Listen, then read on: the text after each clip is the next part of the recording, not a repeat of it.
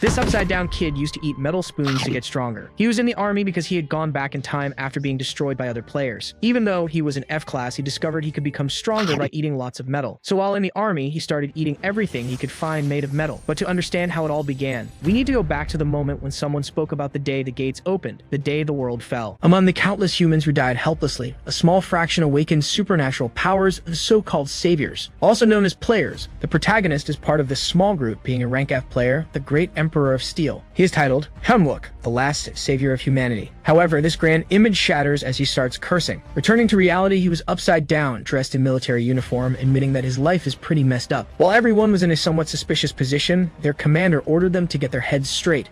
Unfortunately, in reality, everyone who awakened powers was forced to serve in the army in the anti-monster troops, also known as AMT. The protagonist was extremely annoyed, questioning why he was in such a position if he was humanity's last savior. They were in a shooting range, being forced to stay like that under the scorching sun. There were various military trucks and weapons near the soldiers. The commander shouted, saying they were the strongest and yet had lost 9 cartridges. Suddenly, the protagonist begins to use his power. Silently, he removes one of the cartridges from his pocket. Using his abilities, he places the cartridge in his mouth. The guy asks if they are in their right minds. Immediately, everyone responds that they are not. Hyunwook notices that a status window appears beside him. The system alerts him that he currently has 300 grams of metal for manipulation. While chewing the cartridge, the protagonist states that there's no way to be mentally okay since this is his second time serving. Suddenly, we see a fragment of a memory where Hyunwook was spitting blood. This was a near future where he was lying on the ground while someone wearing a plague doctor mask approached. The city around him was completely destroyed. Explosions were happening while piles of corpses were scattered through the streets.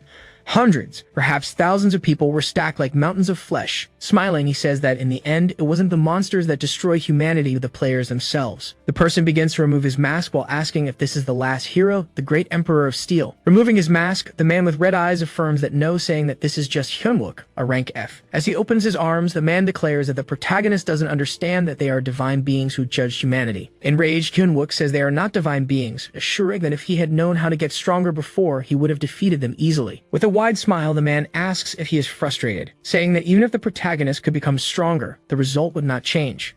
Hyunwook cries as he looks at his opponents with extreme anger. The madman says that someone useless like him, a rank F, is destined to die this way anyway. The man leaves, saying this is the most fitting end for someone like him, while the large man lifts his hammer to finish him off. Before being struck, Hyunwook screams the man's name, calling him Gordon Tracy. He narrates that this is how he died and that he didn't expect to regress, just like in web novels. The system congratulates him for discovering how to increase his strength and informs him that in 10 minutes the metal will be absorbed. The officer said he would fix their minds and that after he says 1, they must shout soldier, and if he says 2, they must shout mentality. While struggling to maintain his position, Hyunwook says he has returned to the past and that his abilities are at the initial level. The officer starts shouting the number 1 followed by 2, and so repeatedly, several times. After that, they were in another location while performing a count. The officer was coordinating the troops, ordering the 2nd squad of the 3rd platoon to move in. Extremely bored, the protagonist assumes he never imagined he would return there. Even a cat got food before they did. The sergeant calls for the support squad. Hyunwook introduces himself as a corporal, but the man says that before anything else, they need to do something. Tired, the protagonist says they just finished training. With a smile, the man asks if someone mentioned training. He calls Hyunwook a loser, while the boy says he forgot about him, the scum of the army, Sanguk. The man approaches the protagonist, asking if his squad should handle the work. He claims that rank up players can't even level up, so they should take on more tasks for that reason. Sanguk asks if they would take responsibility if something urgent happened while his squad was working. Some people find it amusing that the man is humiliating the protagonist, saying he won't have it easy just because he's a corporal. Looking at the officer, extremely irritated, Hyunwook questions how much of a failure he was in the past. Furious, the man asks what kind of look that is and if the protagonist wants to die. He extends his arm as magical circles form around him.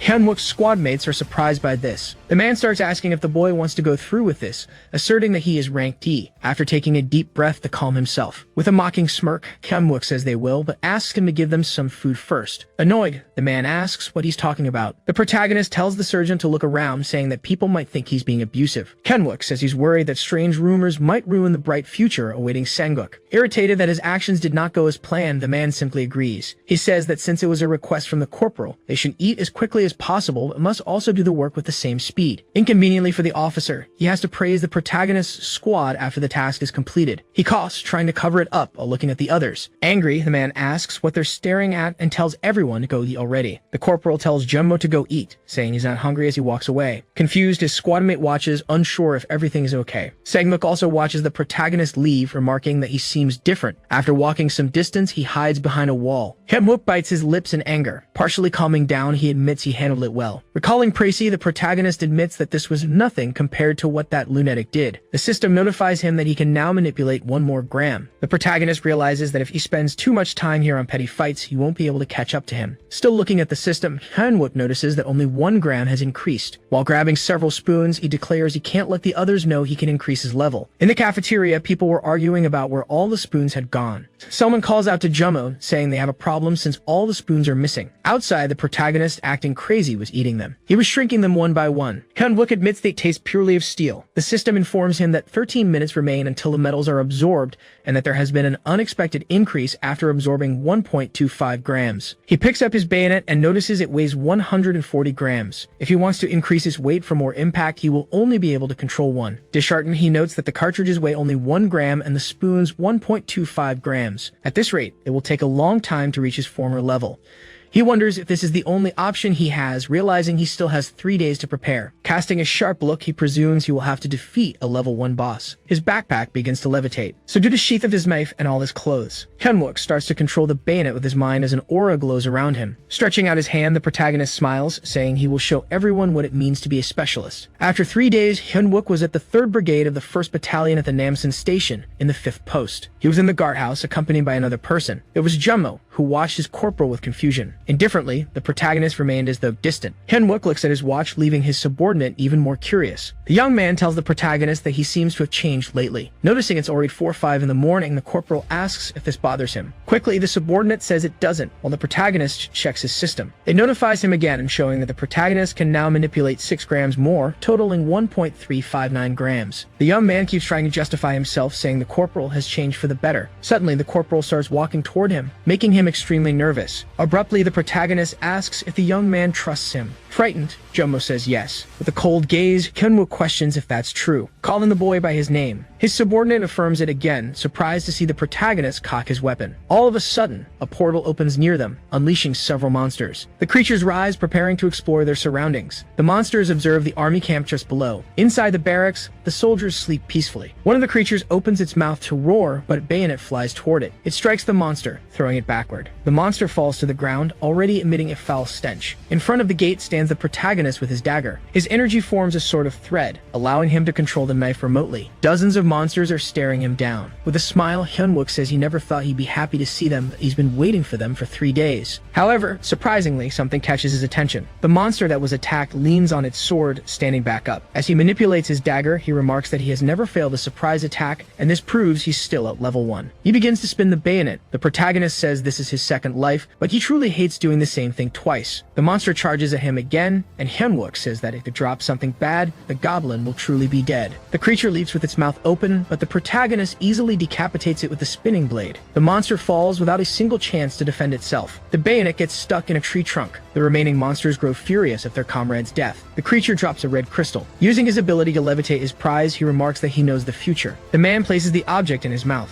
Even the monsters are confused by what he just did. Chewing, Hyunwook says he recognizes this stench. It's definitely mana steel. The creatures are utterly disgusted by his behavior. The system informs him that the amount absorbed in grams is unknown and mana will also increase after absorption. Observing the status window, he realizes that if he consumes every item he finds from now on, the difficulty of this life will be drastically reduced. Hyunwook gives the monsters a terrifying look. They all appear deeply bewildered. The protagonist pulls the dagger from the tree. Excited, he declares that his mukbang is about to begin. Rewinding a bit to the past, after the protagonist cocked his weapon, they hear a loud roar. The corporal covers his subordinate's mouth, saying he can feel the metal vibrating. The boy asks if he can really sense it without seeing it. Jumbo suggests reporting it, but the protagonist argues they would never believe a rank F could sense something he can't see. Frightened, the young man asks what they should do. The corporal asks the boy to promise him something while he goes to investigate, instructing Jumbo not to abandon his post, and that he must not report this to superiors. Returning to the present moment, Hyunwook is frighteningly excited. He declares that if the military finds out, all the drops would belong to the government. The group of monsters charges at him enraged. Hyun-wook launches his attack, declaring that his feast begins now. As he dives into the midst of the enemies, he manipulates his dagger. The monsters gather, trying to attack him, but they only hit the ground. The protagonist managed to dodge the blow. Once again, he spins his dagger. With a flick of his hand, Hyun-wook sends the bayonet toward the creatures. It cuts the Achilles tendon of one. To immobilize them, he cuts the tendons of several monsters. To his surprise, one of them is up in a tree, observing everything. The monster wears several types of necklaces, visibly furious about the situation. While some lie on the ground, unable to get up, another attempts to attack Hyun-wook. In a sadistic tone, the protagonist urges them to keep screaming. Noticing another opponent's attack, he is caught off guard. Now able to manipulate more metal, he grabs one of the swords lying on the ground with a simple hand motion. Hyun-wook repels his enemy's attack. The monster loses its weapon as others approach. The creature, panicked, tries to grab its sword again, but the protagonist is already preparing to strike. With a single motion, he slashes the monster's neck. The corporal quickly regains his stance. Desperately, the creature tries to stop the bleeding. He cuts the being again, stating that this will maximize the fear. Another red crystal is dropped. Horrifying everyone further, Hyun-wook screams, claiming he died once from being attacked from behind and demands to know how they dare to do that. Enraged, he threatens that if anyone attacks him from behind again, he will eat that monster alive. All the monsters bristle like frightened cats, making the protagonist realize he has instilled enough fear. As some of them retreat, Hyun-wook asks if they should now begin with the main course. Looking at the crowd on his right, he admits it's a bit frustrating. Turning his gaze to the other side, he wonders where the leader is. While the boss growls, the young man keeps searching for him. However, as a cunning creature, the boss is observing the entire battle from atop a tree, extremely irritated by the situation. This was a goblin shaman. Noticing the crystal near his foot, Hyun-wook remarks that he should begin and crouches to pick it up. Seeing this opening, the boss decides to attack. As he grabs the crystal, Hyun-wook remarks that the goblin won't miss this opportunity. After all, he's different from these stupid monsters. With a crazed smile, he says the prey is defenseless, and the boss must attack and reveal himself. Equally smug, the boss casts a spell, breaking one of the talismans on his necklace. Sensing where the attack comes from, the protagonist feels elated. In the blink of an eye, the ground forms spikes, impaling several goblins. Meanwhile, in the barracks, a few lights are still on. A soldier asks the platoon leader if the ground just trembled. The man asks if his subordinate is scared and threatens to kill him if he wakes him again for something so trivial. Back on the battlefield, many monsters have been impaled by the spikes. They were completely pierced by the boss's attack. The survivors can't comprehend what just happened. From atop the tree, the boss observes everything. He roars, believing he has won, but something catches his attention. The protagonist declares that he has found him, leaving the boss completely startled. He throws one of the swords the monsters were wielding, spinning it like a propeller. But the shaman raises his staff.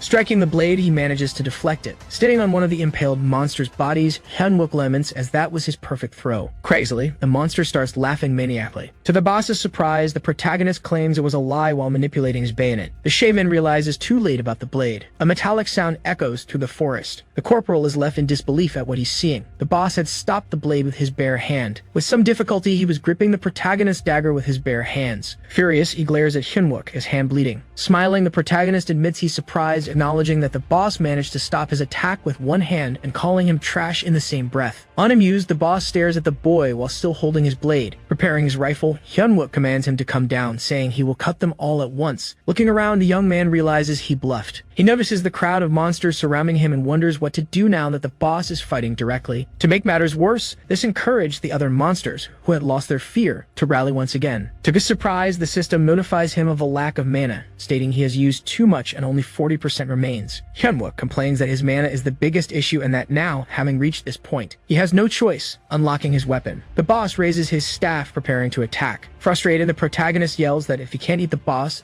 they will both die together, and even if it takes time, he will eat him and return to the post. The monster casts a terrifying look and smile. Suddenly, Jummo calls for the corporal. Startled, the protagonist turns around trying to find him. The boy keeps shouting, asking where Hyun-wook is. Seeing this opening, the shaman orders the others to attack. The monsters charge forward. Irritated, Hyun-wook points his weapon at them. Frightened, Jummo screams as he sees the group charging toward him. One of the goblins attempts an attack, but the protagonist tells the boy to duck. Following the instruction, the boy ducks as the corporal shoots at the monster. Again, the creature prepares to dodge, but the protagonist throws one of the swords at it. The monster manages to block the attack. Even so, Hyun-wook leaps at it, placing his weapon in the creature's mouth. He shoots, mercilessly killing the monster. The corporal lands just behind, trying to regain his footing. Quickly, he aims at the remaining enemies. Surprisingly, there's no one left but him and his subordinate. The portal is still open, yet not not a single monster is in sight. His bayonet remains stuck in the ground. Mentally, the protagonist admits his defeat. Furious, he realizes everything is more cautious than he had anticipated. Suddenly, loud voices come through his radio communicator, reporting gunfire and identifying the area as the 5th post. Seeing no other option, the corporal begins to report that portal was opened. Informing that the monsters are goblins and have retreated from the initial area, he looks at his subordinate. Still slightly annoyed, the protagonist picks up his radio again. He announces there are no casualties. The barracks respond that they've received his report and that he must defend the post. The voice repeats once more, emphasizing that the 5th post must hold its position. Hyunwook notices reinforcements will arrive soon. Meanwhile, a baddest woman walks through a corridor as others report they'll be ready in 5 minutes for the emergency. This was the AMT Paladin, Lieutenant Seo Yuna. The protagonist reflects that if she arrives just as in his past life,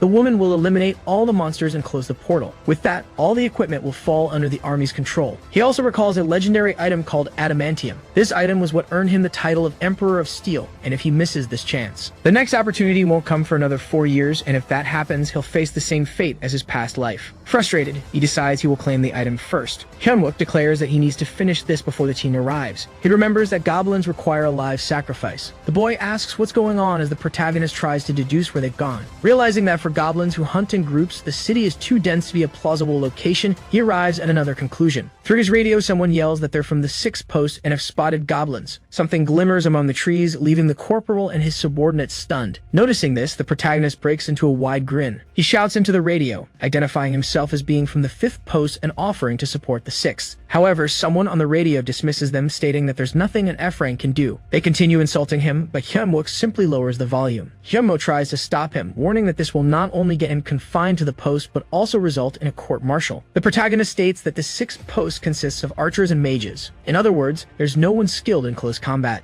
But the boy asks what difference it will make if Hyunwook goes alone. Pointing at the boy, the protagonist replies that he's not alone. After all, he has him. Jummo, confused, questions whether the corporal heard him correctly. Some soldiers at the 6th post were crying for help, saying that Corporal Jungnak had been taken down. Around the post, dozens of goblins were trying to breach the area. A soldier tried to shield himself while asking if his corporal was okay. On the ground, the man stated he wouldn't be able to maintain the barrier much longer, prompting his comrade to plead for help over the radio. Confused, they wondered why everything suddenly became so quiet. Outside, some rocks were floating. The shaman was using magic. He hurled several fragments of stone. Trying to protect themselves, they asked what was coming this time. Both understood it was a monster, and that after destroying the post, it would capture them and take them to the altar to be sacrificed, ripping their hearts out while they were still alive. The corporal pointed his rifle at his own face while his comrade tried to stop him, but he insisted that ending it now would be less painful. The boy cried as he watched the scene. Once again, numerous stones hovered above the post. The boss prepared another attack. Someone spoke over the radio, offering help and instructing him to load his arrow with fire and aim for the light. He repeated the command, urging the boy to load his arrow with fire and aim for the light. While following the instruction, the boy stated that they'd need an entire unit of archers like him to fight effectively. The soldier, still desperate, asked what to do as he watched the wave of stones coming his way. The boy declared he couldn't see what he was aiming at, questioning who or what he should shoot at. However, he finally sees a light amidst the stones. The protagonist was on top of one of the goblins with his flashlight on, asking the archer to simply aim his weapon at the light. Hyunwook says he will be the one to control the trigger. With that, he makes a gesture with his finger, as if pulling a trigger. The boy's crossbow activates on its own. Shocked, he says that his trigger moved by itself. The flaming arrow flies through the stones, hitting the monster that the protagonist was holding perfectly. The creature tries to pull the arrow out. However, an explosion occurs, killing the goblin. The system notifies him that he used 1% more of his mana. Happy, Hyunwook claims that this way he can conserve his mana. To everyone's surprise, they hear something terrifying. The shaman was watching them from above. He starts manipulating the stones again, hurling them toward the post. The protagonist leaps, dodging the attack. A large trail of destruction is left by the boss's strike. The archer, still frightened, is instructed by Hyunwook to reload. He also orders the boy to aim at the light again. The boss stood on a cliff overlooking the entire situation. One by one, the goblins were dying due to the coordinated attack of the protagonist and the archer. Seeing the situation, the shaman becomes increasingly enraged. In the dark forest, Jummo wonders how a soldier like him would face the boss, questioning if he wouldn't die the moment he sent the signal. However, in front of him was a battlefield covered in goblins, set ablaze thanks to his corporal's incredible strategy. The boy realizes that Hyunwook had told him he would distract the monsters, but at this rate, he would destroy the portal on his own. Suddenly, a monster notices his presence. It tries to attack the soldier. Jummo freezes, unsure of what to do. Fortunately, the protagonist deflects the monster's attack with his dagger, aiming his flashlight. He moves toward the creature. Once again, Hyunwook activates the trigger. Another arrow hits a goblin. It burns as the protagonist rushes past the soldier. Silently, he points in a direction. The boy follows his orders, saying that the rifle will cover his position. Jumno once again questions if this is really his corporal. The boss watched the destruction of all his subordinates. Hyunwook asserts that this should be enough. As he looks at the status window, he wonders if that coward will appear, arriving at another conclusion. The system warns him that he has only 12% mana left and recommends he take that into account when acting. Frustrated, the protagonist realizes the boss is waiting for that. Admitting that if his mana runs out, it will be the end for his comrades.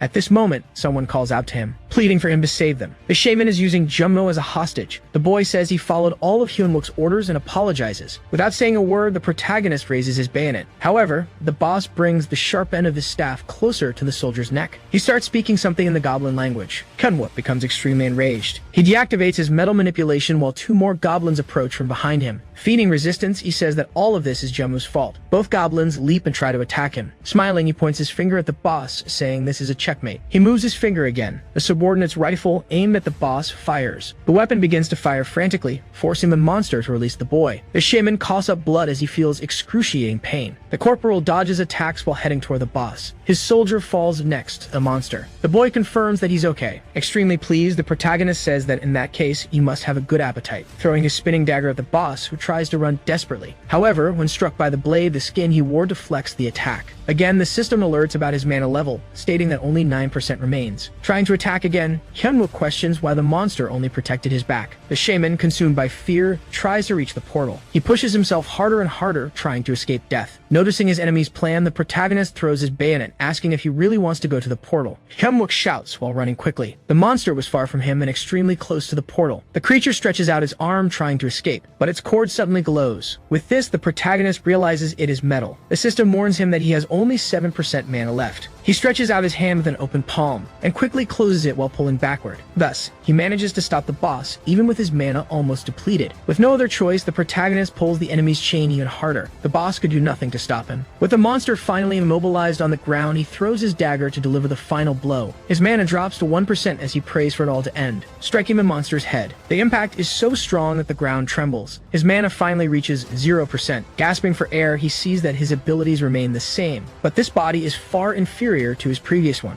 Suddenly, a bright light illuminates the area and he realizes it is the sacred light. Noticing that the emergency team had arrived, and that woman was there. Desperately, he tries to find the item on the monster's body. Finally, he locates the gem and removes it with some disgust. Someone shouts that they found the portal. The soldiers demand he raise his hands or they will shoot. With no choice, the man puts the entire crystal in his mouth. They ask the protagonist to identify himself with his name and rank. With his mouth smeared in goblin blood, he turns and declares himself to be Hyunwook, a corporal. They inform him they found an injured person and call for a stretcher to carry the protagonist. The soldiers note that since the portal is still open, there must be some enemies left alive. Yuna questions whether 4 ordinary soldiers could really defeat a boss. As she examines the bodies, she concludes that this isn't exactly the case. All of them bear similar wounds. Realizing that this was indeed the work of a single person, the system congratulates him but also issues a warning, stating that the metal being absorbed will now experience a delay of 9 hours. While being carried, he smiles, realizing it was worth it. The system informs him that the metal is enchanted, and that he will gain abilities accordingly, along with an unknown amount of grams. Observing the protagonist, the lieutenant wonders how someone like him could be smiling in a time like this. The system congratulates him again, informing him that after consuming the legendary item,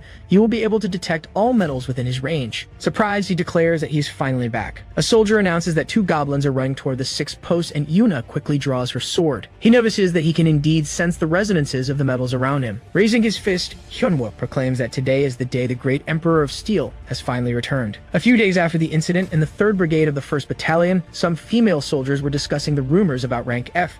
They say that according to the rumors, some soldiers were awaiting death, but a rank F corporal appeared and massacred the goblins. One of them says it's just a fantasy, as that would be impossible. Meanwhile, someone else is vomiting. It was Sanguk, angrily asking if they really expect him to believe that. A soldier salutes, saying it's true, while another man tells him to lower his voice. The chubby one leans on the boy, saying that the sergeant didn't acknowledge the salute, yet an ill is lowering his hand anyway. Frightened, the soldier salutes again. He was the archer whom the protagonist had saved. The sergeant asks for the chubby man's name. He introduces himself as Wonduk. Segmuk orders him to take 3 more boys and head to a portal, but he refuses, saying it's impossible. The sergeant states that he's never seen ordinary soldiers defeat a crowd along with a boss, else, so he thinks it was just a stroke of luck. And then if that's the case, a disobedient rank F soldier is a danger to military discipline. The big guy starts laughing maniacally while squeezing the boy's head. Sang-guk then tells Enro that they can't let this go. Meanwhile, in the barracks where the protagonist was, there were several doors in a strangely white corridor. In the battalion commander's office, someone was saluting. Hyunwook introduces himself, saying he's there to resolve something. Internally irritated, he wonders if everything didn't go well, and if so, why they called him here. The lieutenant was also present. She was a rank B paladin. Beside her stood Lieutenant Mingy, a rank C mage. The commander asks if it's true that he disobeyed his orders to wait, also questioning if he faced the portal's first wave. This was Kangsuk, nicknamed the King of the Namsan Mountains, rank B. Mentally, he notes that saying the wrong thing could lead to a military tribunal, and that he just wants to stand guard. The protagonist admits it's true, and that after the portal surge, he responded immediately. The commander remarks that someone like him in that situation would have been torn to pieces. The protagonist thinks this is truly intense pressure, and that if he has to return here in the future, his military life will be ruined. He gives a slight smile. Hyunwook says he feels wronged and deceived by the battalion commander. The Ishigo from March 25th asks how the protagonist dares to say such a thing, but Kangsuk orders him to stop. Surprised, Minnie returns to his place. Still staring at the protagonist, the commander asks why. The corporal says that he always says one thing every time he trains them, something that is always said without fail, and asks if Kangsuk doesn't remember. Remembering that he always says if you're part of the anti-monsters unit, it doesn't matter if you're rank A or even rank E, you're capable of defeating trolls. He mentions that according to the commander himself, someone of rank F like him might struggle against a troll, but not a goblin, adding that if he hadn't disobeyed the control center's order, all the soldiers at the 6th post would be dead. Mentally, he acknowledges that this was his rational attack, and now he'll attack emotionally. Recalling another one of Kangsuk's speeches, stating that for a true soldier, ranks don't exist, they fight with all their strength. The protagonist begins to say that, as a true soldier and as a follower of the commander,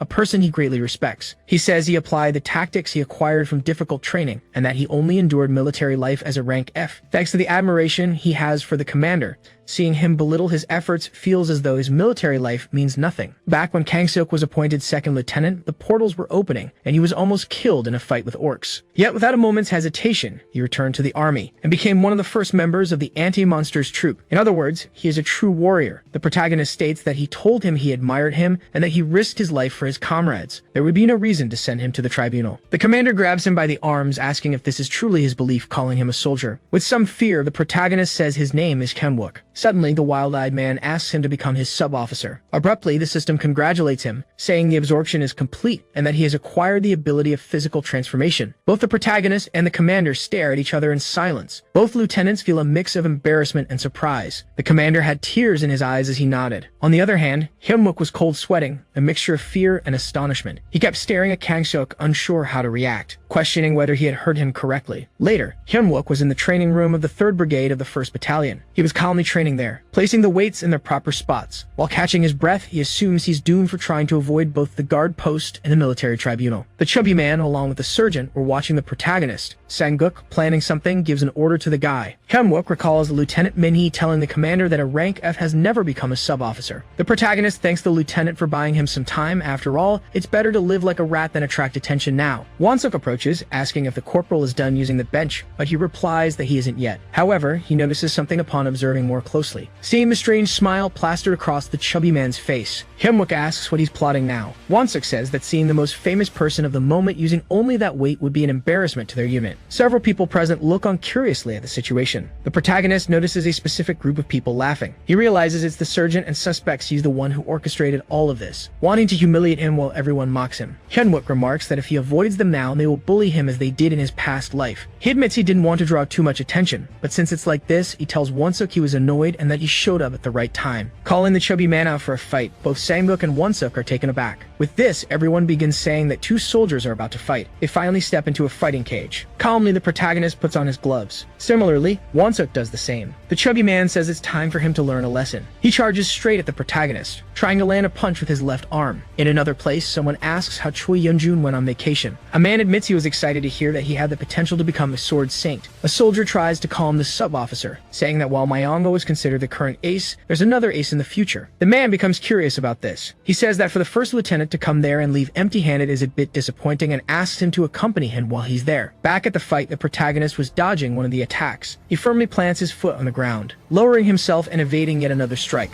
With a certain degree of ease, he manages to dodge all the attacks. However, Hyunwook ends up cornered against one of the bars. Quickly, his opponent runs toward him, delivering another powerful strike. Even the protagonist is startled by how this situation unfolds. The spectators anticipate what's about to happen and are scared. To everyone's surprise, Hyunwook rolls on the ground, escaping that position. Skillfully, he rises, positioning himself behind his opponent, making a gesture with his fingers, signaling his opponent to hurry up. The chubby man becomes extremely enraged. Watching the fight, some people begin to cheer them on. Anil says it feels like the stage is set for Mr. Myancho to watch. He asks the lieutenant for his opinion, noting that Wonseok's punches seem very strong. Still observing the fight, the man notices the speed of the attacks and how the opponent manages to dodge them all. Myancho asks what the point of it all is, considering Wonseok can't even land a hit. Anil responds that it's because he's inexperienced. If he lands a single blow, it will be a knockout for sure. Sergeant Sangbuk was furious. He yells that Wonseok is very uncoordinated and orders him to get himself together immediately. Various people start shouting, asking if Wonseok thinks fighting is a joke, and tell him to take it seriously since they're betting on him. Mentally, the chubby man admits that his body feels extremely heavy. He tries to attack the protagonist again. However, the reason for his sluggishness was that the metal in his boots was being controlled by Hyunwook. The protagonist signals with his hand, acknowledging the power of controlling steel. He pins his opponent's leg to the ground. The man completely loses his balance. As expected, Hyunwook dodges the punch again. The chubby man begins to panic, unsure of what's wrong with him. The protagonist concludes that for Wonseok, it must feel like fighting in a swamp. With a sadistic smile, the protagonist looks at him. Wonseok begs him to wait. He starts saying his legs feel strange. Hyunwook asks why he's saying this all of a sudden. With a smile, he asks if things aren't going in his favor now. Irritated like a raging bull, Wonseok curses at the protagonist, saying Hyunwook is just a rank F. With that, he uses his ability, unleashing a powerful shockwave. Both Anil and the first lieutenant are intrigued by this. Suddenly, Wonseok enters berserk mode, enhancing his body. His eyes glowed red and veins bulged across his forehead. The protagonist moves his hand. Clenching his fists, he assumes a combat stance, glaring intensely at his opponent. Myancho notices that with the physical enhancement, they are no longer within the realm of sparring, yet his opponent hasn't faltered. It's like a battle between an enraged buffalo and a leopard, hiding its claws. The chubby man was enormous. The lieutenant remarks that this is entertaining, while the crazed man says he told him Wonseok wasn't a joke. The man tells Hyunwook he's going to end everything right there. Suddenly, he vanishes from Hyunwook's line of sight, delivering a massive blow to the protagonist. With overwhelming force, Hyunwook is thrown against the cage. The sergeant cheers, saying, "That's my boy." Others claim this was predictable. After all, Wonseok is on a different level.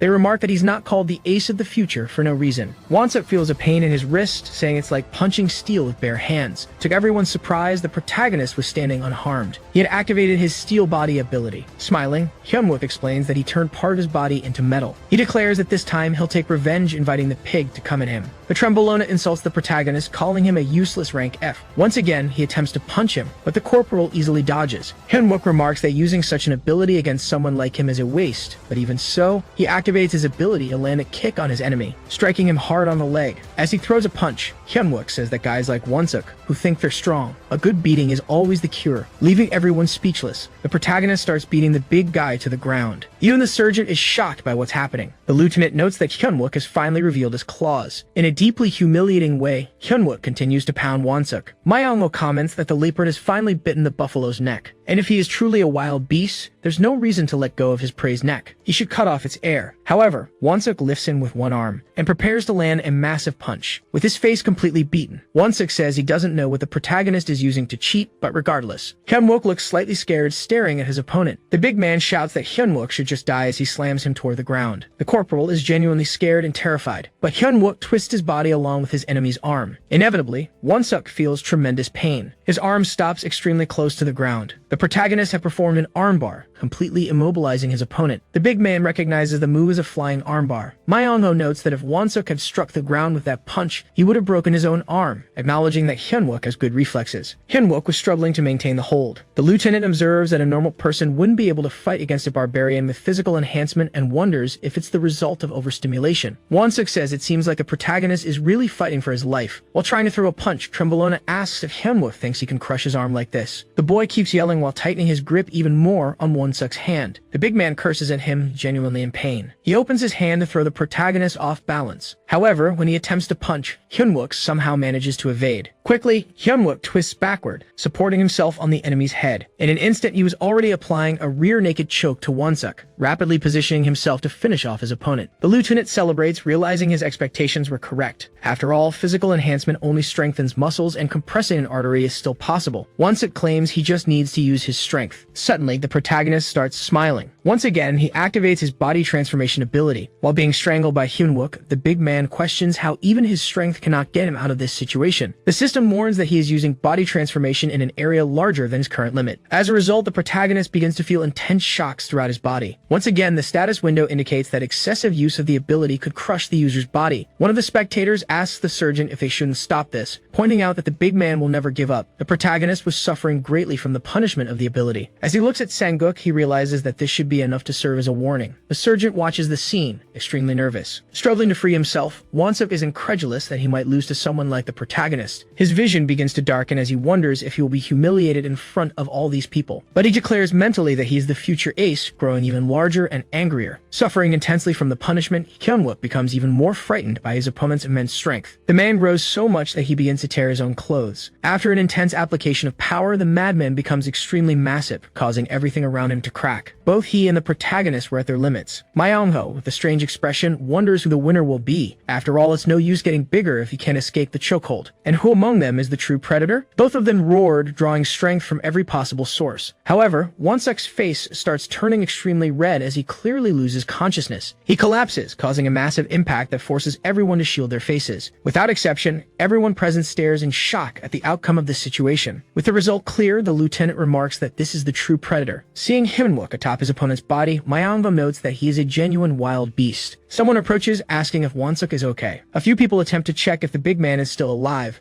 but given his size, they have no idea how they'll carry him. Junmo runs toward the protagonist, saying he knew he would win. Even as Hyunwook tries to stop him, the boy keeps asking if the corporal is hurt. The corporal looks at Sanguk, who immediately averts his gaze. He was clearly uncomfortable and worried about everything that happened. The lieutenant approaches, asking for the protagonist's name. Hyunwook immediately introduces himself as Corporal Hyunwook of the First Company. The lieutenant also introduces himself, saying that the fight he just witnessed was very impressive. He hands Hyunwook a contact card, asking if he might be interested in the Special Guerrilla Attack Unit. Some soldiers are surprised to learn that the lieutenant is from the Black Tiger Unit. They discuss the fact that the scout had just offered Hyunwook a position in the best AMT unit. The protagonist apologizes and says that he is just a rank F player. But Myongo explains that ranks are merely standards set for ordinary people, and that they need warriors like him. Internally, Hyunwook was extremely irritated that everyone wanted to recruit him. The lieutenant asks how long Hyunwook will make him hold the card. Seeing this, Hyunwook concludes that he will certainly face enemy groups later. Admitting he wants to keep his distance, the protagonist takes the card,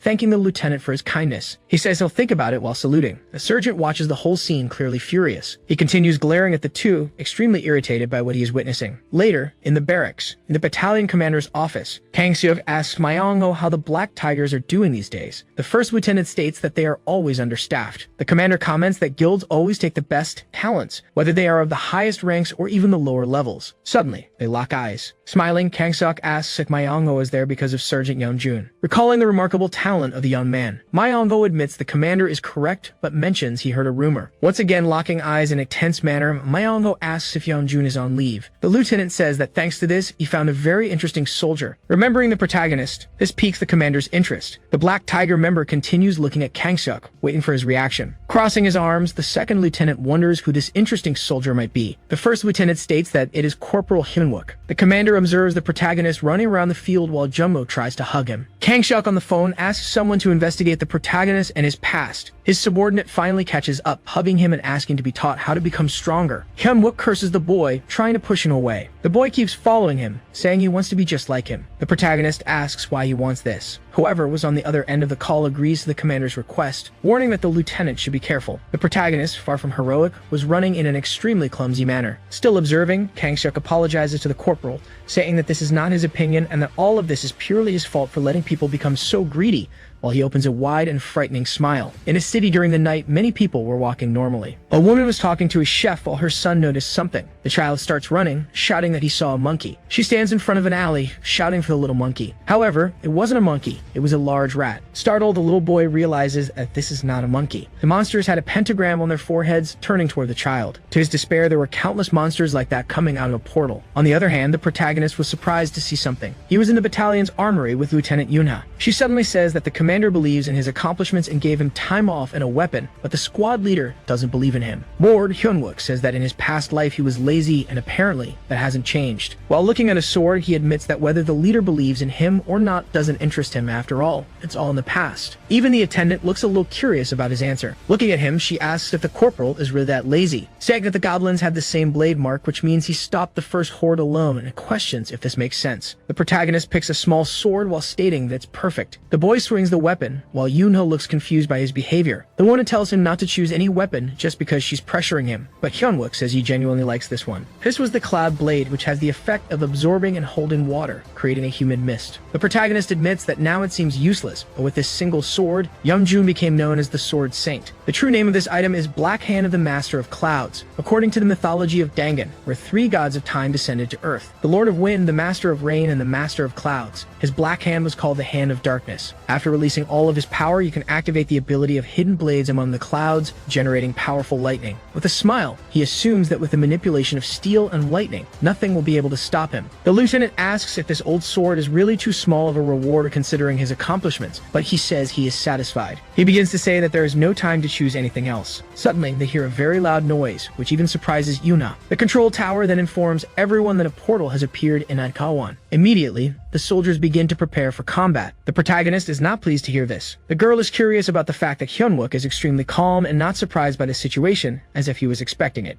At the city entrance, some knights block the entry of people. Someone in an extremely glamorous armor walks through the streets while other soldiers accompany him. Some army soldiers are impressed by the presence of the Blue Flower Guild, saying they were sent as reinforcements for this portal. They start talking about how all the armor and weapons are stylish products and nothing more. One of them says that if they sold all the equipment they saw, they could buy a whole building in Gangnam. Suddenly, another army squad appears marching and preparing for battle. Hyunwook says that as they already know, this is a portal for kobolds, and even though they are small, they are very dangerous with their weapons. One of the soldiers starts rolling up his sleeve, but the protagonist shouts at him, telling him not to do that while on duty. Jummo asks why the monsters haven't arrived there yet and questions if they really need to be so serious. But the corporal asks if he would like to have his eyes ripped out while still alive.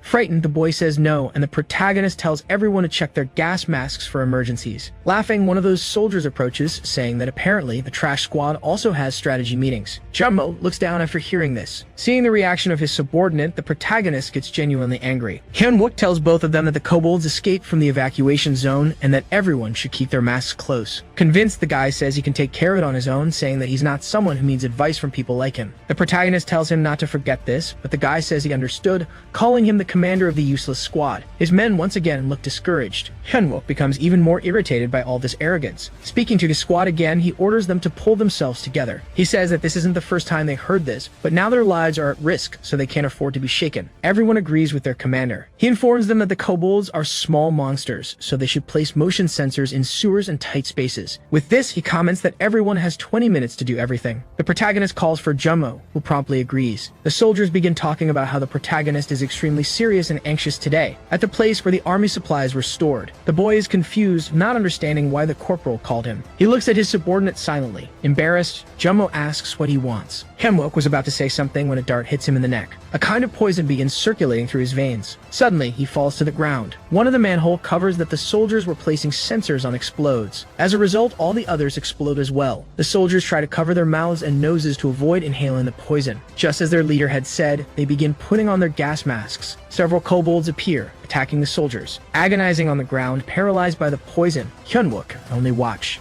Suddenly, a monster approaches him. It was the portal boss. He observes his enemy as his pupils dilate. The kobold raises a dagger to stab him. Still immobilized, the protagonist can only watch as the enemy tries to strike him with a blade. Suddenly, a soldier throws his body at the boss. There was Jummo, who asks if the corporal is alright, though he had been grazed in one of his eyes. The boy tries to help him while the kobold watches them from within the poison mist. Suddenly, the monster's mask starts to burn. Gathering the last of his strength, the protagonist orders Jummo to run. Confused, he asks what's going on and urges Hyunwook to put on the mask. However, the boy's head is detached. Desperate, the corporal screams for his soldier. But returning to the present moment, Jummo is standing in front of the protagonist, asking what's all about. Looking at the boy, Hyunwook says that in his past life, his subordinate died trying to save him from the kobolds. Some soldiers report that they'd just installed the sensors and ask for more. Mentally affirming that the real battle at this portal will happen in the rear guard, he calls Jummo's name again. The boy asks him to give the order, stating he will do whatever is necessary. Hyunwook says he will send a signal to him later, after which he must gather the members of the squad and take them out of the operation area. The soldier is confused, not understanding what's going on. A truck drives through the streets at high speed. Startled, Jummo asks if this isn't military desertion. Calmly, the protagonist states no, saying it's a military tactic. The soldiers were conducting a sweep of the city, searching for survivors and monsters. They also report that the estimated number of kobolds is 200. They were entering a large area of magic. The person in charge of the operation gives the command. Responding to their leader, all the soldiers quickly enter the warehouse. They say that the infiltration at Point P is complete and that the formation must be strengthened. With that, the control tower gives the command for the attack squad to release the magic circle. The shield bearers form a kind of cage while the magic circles are emitted above their heads. They are surrounded by kobolds who start moving toward them. The monsters scream as they advance to attack. A horde of dozens, therefore, some curved weapons are launched toward the squad. The leader tells everyone to wait as the monsters decrease the distance between them. He maintains the order to wait, finally releasing them to attack. All the soldiers begin to strike, while the magic circles release fire. Thanks to this tactic, they are able to incinerate several monsters at once. The protagonist is still coordinating his squad, urging them to move faster. Zones 2 and 5 have all the sensors installed. He marks an X with tape on the ground. Lieutenant Minnie approaches, asking what Hyunwook is doing. He greets him, saying he is fixing the motion sensors according to the manual. Marking the location with aluminum tape, the lieutenant calls it a trash job. The members of the Blue Flower Guild are still preventing people from entering the city. He tells the protagonist to stop acting like a fool because of a kobold portal. The guy says that the first platoon will begin the operation in 20 minutes and that they are the support team,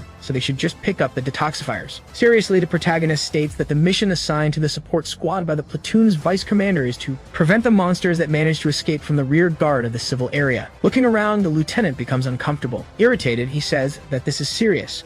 He asks if Hyunwook has forgotten his place after the battalion commander showed some gratitude toward him. While pushing the protagonist's helmet, he says that this is the guy in the barracks right now, but the protagonist says his name. Touching his helmet again, the lieutenant says he only has one portal with real experience. Irritated, Hyunwook repeats his name again. Minnie asks if Hyunwook dares to teach him, telling him to take that look off his face. A subordinate runs over to them, asking them to stop. The girl tells the second platoon leader that there is something urgent. He realizes it's the vice leader of the platoon and asks her what's wrong. Mentally, the protagonist assumes this is why he provoked him to come here. She is the lieutenant's weak point. The guy starts saying he was there helping the support squad. The scoundrel asks what she's doing there. Seonha informs him that the battalion commander is calling for soldier Hyunwook. Even the protagonist is surprised by this. After some time, a woman with red hair is on top of a building while observing the city. With her is a sniper. They are watching two people. It is Seonha with Hyunwook. She asks him not to let the leader of the second platoon affect him, but he says that he still has work to do. The girl says she will finish setting up the sensors and asks him to go to the commander. The protagonist just nods. Observing the situation, he realizes that he doesn't have much time left, and he wonders what the battalion commander is planning. A soldier asks Yoonha if it's alright for her squad to stay there. The woman confirms that it's a direct order from the commander. She also says that being a soldier means following the orders they receive. In the temporary command post, the commander greets Hyunwook. Both he and Myongo are staring at the protagonist. Confused, Hyunwook wonders what the first lieutenant is doing there, and why he's gathered with the battalion commander. The commander says that he will replace Yeonjun, who is currently on leave, and will lead the first attack platoon against the portal. Losing his mind internally, the protagonist says that the commander never paid attention to him in his past life and questions why this is happening now. Nervous, he assumes he doesn't have time for this and needs to get organized. He calls for the second lieutenant. Hyunwook says that he has only commanded the support squad since entering the base and that this would put the entire platoon at risk. Still inside the temporary control station, Kang-sok looks coldly and says that this is an order. The protagonist can do nothing but lament. Suddenly, Team Delta reports that the boss has left the kobold nest and asks the groups in zones 2 and 3 to remain on alert.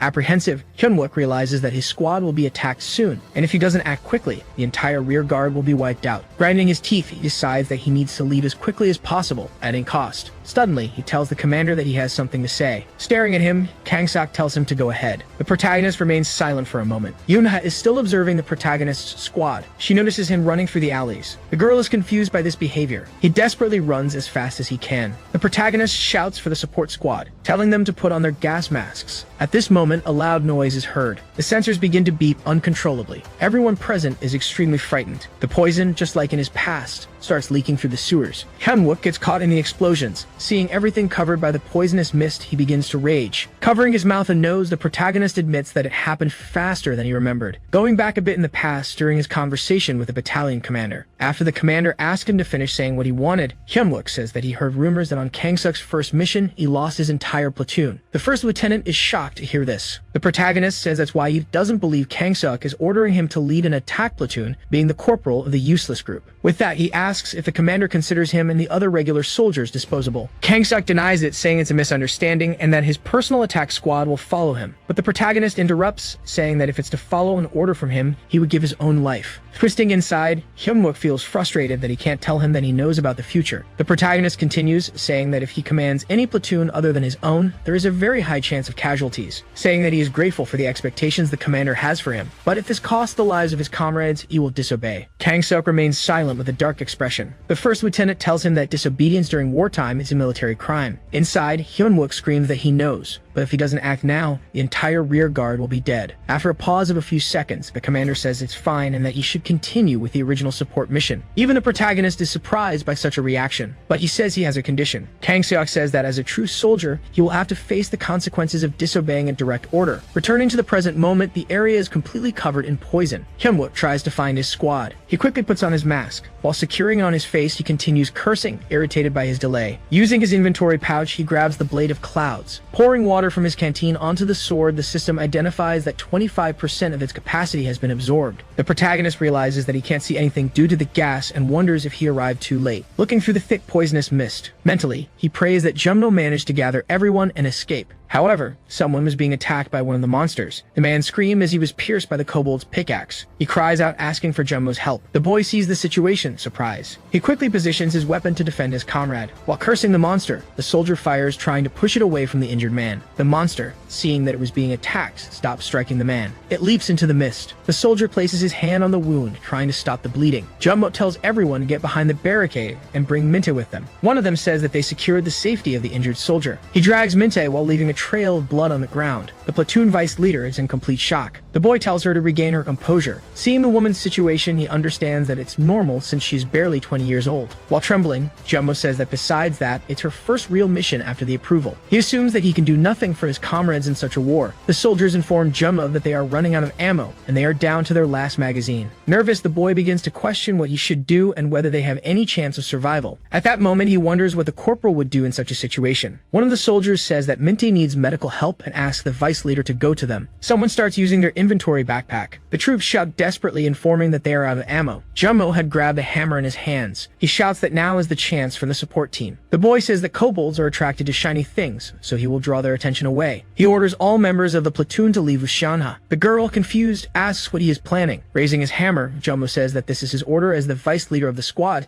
stating that the blue flower is out of the evacuation zone. Therefore, when he gives the signal, everyone must run for their lives. He assumes that his electrical power is pathetic, but he can use it to save these people's lives. Determined, he runs while raising his hammer. The monsters, seeing that, become extremely focused on the light. All the kobolds run after him, leaving the battlefield to chase him. He shouts that this is everyone's chance, telling them to run. The soldiers shout his name as they watch him. The monsters approach him. Jumbo tells everyone that if the corporal were there, he would use his pathetic power for this, and that he would definitely use him as bait. Suddenly, the protagonist's bayonet cuts through all the monsters chasing him. It was so fast that even Jumbo loses his balance slightly. He bangs his head into Hyunwook. The protagonist curses him, saying he heard everything. He was raising his sword. The system notifies that his cloud was purifying the toxic gas as it spread, with a 100% absorption rate. He remains silent as he uses the ability of his blade. Falling to the ground, the boy is surprised by the corporal's return. Unexpectedly, Hyunwook says his name. Crying, Jumbo says that he was only imitating him and that he had always been carried by the protagonist. With a smile, he thanks the boy for staying alive, saying that he did a great job. Jumbo can't hold it in and starts crying. The kobolds continue advancing toward them. The protagonist admits that he is truly proud of his subordinate and that thanks to his incredible courage, he will be able to enjoy this feast. With a sadistic look, Hyunwook shouts that since a beautiful meal has been prepared for him, he will devour everything eagerly. He begins to manipulate his bayonet while using the Cloud Blade's ability. The protagonist executes several cuts on the monsters' bodies. Without even moving, he kills all the kobolds approaching them. Essence crystals fall to the ground like an endless fountain. He remains silent again. The bipolar man starts laughing, saying that this is delicious. Jumbo asks if he's talking about the monsters. Afraid, the kobolds stop attacking. Looking at his subordinate, the protagonist realizes that he can't eat the crystals because of him. The monsters, with a certain level of fear, are just standing there watching Hyunwook. Confused, the protagonist asks where their leader is. The pentagrams on the monsters' foreheads begin to glow. The protagonist's attention is drawn in one direction. Not unlike him, the kobolds also look in the same direction. Hyunwook says that he can't believe it, while Jumno doesn't understand what's happening. They hear an extremely loud scream. Leaving them confused, the monsters turn their backs and run in the direction of the screams. The protagonist also runs, shouting that the members of the squad are in danger. The commander's emergency squad remained on top of a building, noting that the situation was very complex because of the mist. The lieutenant orders the attack squad and the blue flower to destroy all the monsters that come out of the poison. One of the soldiers asks why these orders are being given and if she's going somewhere. Yuma notices that the corporal acted as if he knew this would happen, telling her comrade that she needs to confirm a few things. With that, she leaps into the poison zone. The platoon vice leader was begging for someone to save her. One of the soldiers was trying to keep Minte alive while shouting for Shionha to compose herself and help. Many members of the squad were injured. They realized that the barricade is being broken. Those who were still partially able to move tried to hold the barrier, noticing that the boss was trying to take it. The monster was using a spell to draw it towards him. His head was on fire as he tried to remove the protection from the soldiers. They realized that the kobold has breached the protective barrier. Still trying to hold the barricade, they realized the monsters are coming toward them. The creatures were coming quickly while raising their weapons. Unfortunately, they accept that this will now be the end for all of them. Suddenly, something catches the boss' attention. The protagonist runs while calling for the monster. He curses all of them, calling them filthy rats. While using his seal manipulation, Hyunwook orders them not to touch that. The blade comes toward the boss's head. The monster cancels his magic while dodging the attack. However, to his surprise, the dagger makes a sharp curve. The boss begins to dodge while trying to escape. He realizes that with every moment, the blade gets closer. Leaping again, he manages to evade. With some difficulty, he regains his balance. The boss realizes that his vase was cracked. Irritated, he glares at the protagonist while the flames on his head disappear. The pentagrams on the other kobolds' foreheads begin to glow. They start to scatter. Hyunwook is surprised by this. In an instant, all the monsters leap in different directions. They take distance from the protagonist. They begin to use a type of blowgun. Several darts fly toward him and Jumno. Using his cloud blade, he parries all the attacks. To his surprise, they also attack from the other side, leaving the boy defenseless. Desperately, Hyunwook orders his subordinate to duck. He does as ordered. The protagonist uses his metal control ability, deflecting all the darts. He uses the thorns against the kobolds themselves, but he loses control and his bayonet. It falls beside the boss. The kobold looks directly at the protagonist. Hyunwook says that this is not the real boss. He is just the dark mage while shooting with his weapon and controlling his cloud blade. Noticing that the mage is literally controlling his own kind, or rather, it's useless to scare them. He admits that it's very dangerous to fight with Jumno by his side. The protagonist orders the boy to run to the protection box. They run while trying to survive. The monsters use their blowguns again. The corporal and his subordinate were already approaching the barricade. Once again, the darts fly toward them, but this time they are coming from behind. He uses his metal manipulation ability again, deflecting the attacks. Just like Jummo, he jumps into the barrier. Another dart tries to hit him, but it's stopped by the barricade. Seeing this, the boss stands still, glaring at the protagonist as he purifies everything around him. The monster growls as it looks at him, with a mocking smile. Hyunwook says it's a little late, but at least they managed to arrive. Turning his gaze back to the barrier, he sees the situation of his soldiers. Everyone is extremely happy to see their corporal. Jumbo says that Mintu lost consciousness. He asks what the boy is talking about since the person who can fix this was already there. However, Seoma was completely terrified, curled up and trembling in a corner. Angry, he asks what the girl is doing since one of the soldiers is dying. Realizing that Seonha is in a panic attack, he doesn't know what to do since she's the only healer they have. Realizing that at this rate, they will be annihilated. He speaks to the vice leader, calling her Sergeant Seonha. For a moment, she snaps out of it. After she regains her senses, the girl looks confused at the corporal. In front of her, Hyunwook was clearly not happy. In a calm but stern manner, the protagonist asks if she wants everyone to die, telling Seonha to regain her composure. He asks Seonha if it isn't difficult to live a life full of regrets. A golden light shaped like chains begins to rise above the barricade. The girl was using her ability to heal one of her companions. The protagonist asks the vice leader of the platoon how the young man is doing. The woman replies that he has lost a lot of blood due to her delay. However, she assures him that she will not give up on him. Smiling, the corporal thanks her. Using steel manipulation, he says he will borrow the daggers of his comrades. Jumno asks if their leader really intends to do that. Irritated, Hyunwook responds that he will logically return them. Someone inside a luxury car says they understand, noticing that some very entertaining things are happening. A woman ends the call. On her shoulder was a large spider. She says that apparently she will have to make a visit to console herself. With that, the woman instructs the driver to head to Itaewon. Back at the location where Hyunwook and his team were, the corporal was walking through the poisonous smoke. He sees the X mark he had made earlier with the tape. As the monsters glare at him, the protagonist begins spinning the blades around him. The boss watches from behind cover. As pentagrams glow on the foreheads of the kobolds, the monsters charge at him. Hyunwook raises the cloud blade, still controlling the other daggers and looking downward. He notices that his prey has come alone to the perfect hunting ground, questioning whether he is losing his sanity. Using this place as a central mark, he had set up boxes and sensors in strategic locations. The corporal asserts that it will all end as soon as he gets his hands on the leader of the monsters, the one truly controlling everything behind the scenes. Thus, he uses his metal detection ability, scanning everything made of steel around him. Declaring that all metals he cannot recognize within the area must be their weapons, he begins locating them. Finally, he finds the boss. With that, the corporal launches the blades at him. Activating his metal control ability, a notification informs him that he can currently control 2 kilos and 959 grams. The kobold boss notices this and becomes alert. The knives cut through many of the monsters along the way. Some manage to dodge, while others don't even have time to react. One of the blades gets close to the boss. The creature immediately begins preparing a spell to stop it. A kind of dark energy attempts to envelop the blade. He actually manages to stop it using this power. The protagonist observes and finally locks onto the boss. Thus, he begins using his ability to try and strike him. The kobold realizes that he barely managed to stop one blade, but many others are already approaching. The monster lets out a scream as if summoning something. At this moment, Hyunwook is startled. The boss managed to stop all his attacks by summoning a slightly greater power. The kobold glares at the corporal with extreme rage. Unexpectedly, the protagonist extends his arm and clenches his fist. Cursing the monster, Hyunwook demands that it return his bayonets, trying to pull them back with his ability. However, the system warns him that his daggers are being affected by a weight beyond their capacity. Suddenly, the symbol above the monsters' heads glows even brighter. They grab their blowguns and start firing at their adversary. The protagonist panics, realizing he is defenseless. The corporal quickly turns, trying to shield his face. His arms are completely struck by the majority of the darts. The kobolds watch as the man kneels on the ground. With that, his ability is deactivated and the blades begin to fall to the floor. Seeing this, the boss deactivates his power as well. Quickly, he points at Hyunwook, commanding his subordinates. All of them rush for their enemy with bloodlust. The corporal's arms were completely pierced. Gritting his teeth, he mutters that the boss almost made him think everything was over, just like in his past life. Rising to his feet, the protagonist shakes his arms, causing all the darts to fall out. He admits that if it weren't for his body transformation, this would have been his end, frightening the monster boss. The bayonets rise toward Hyunwook.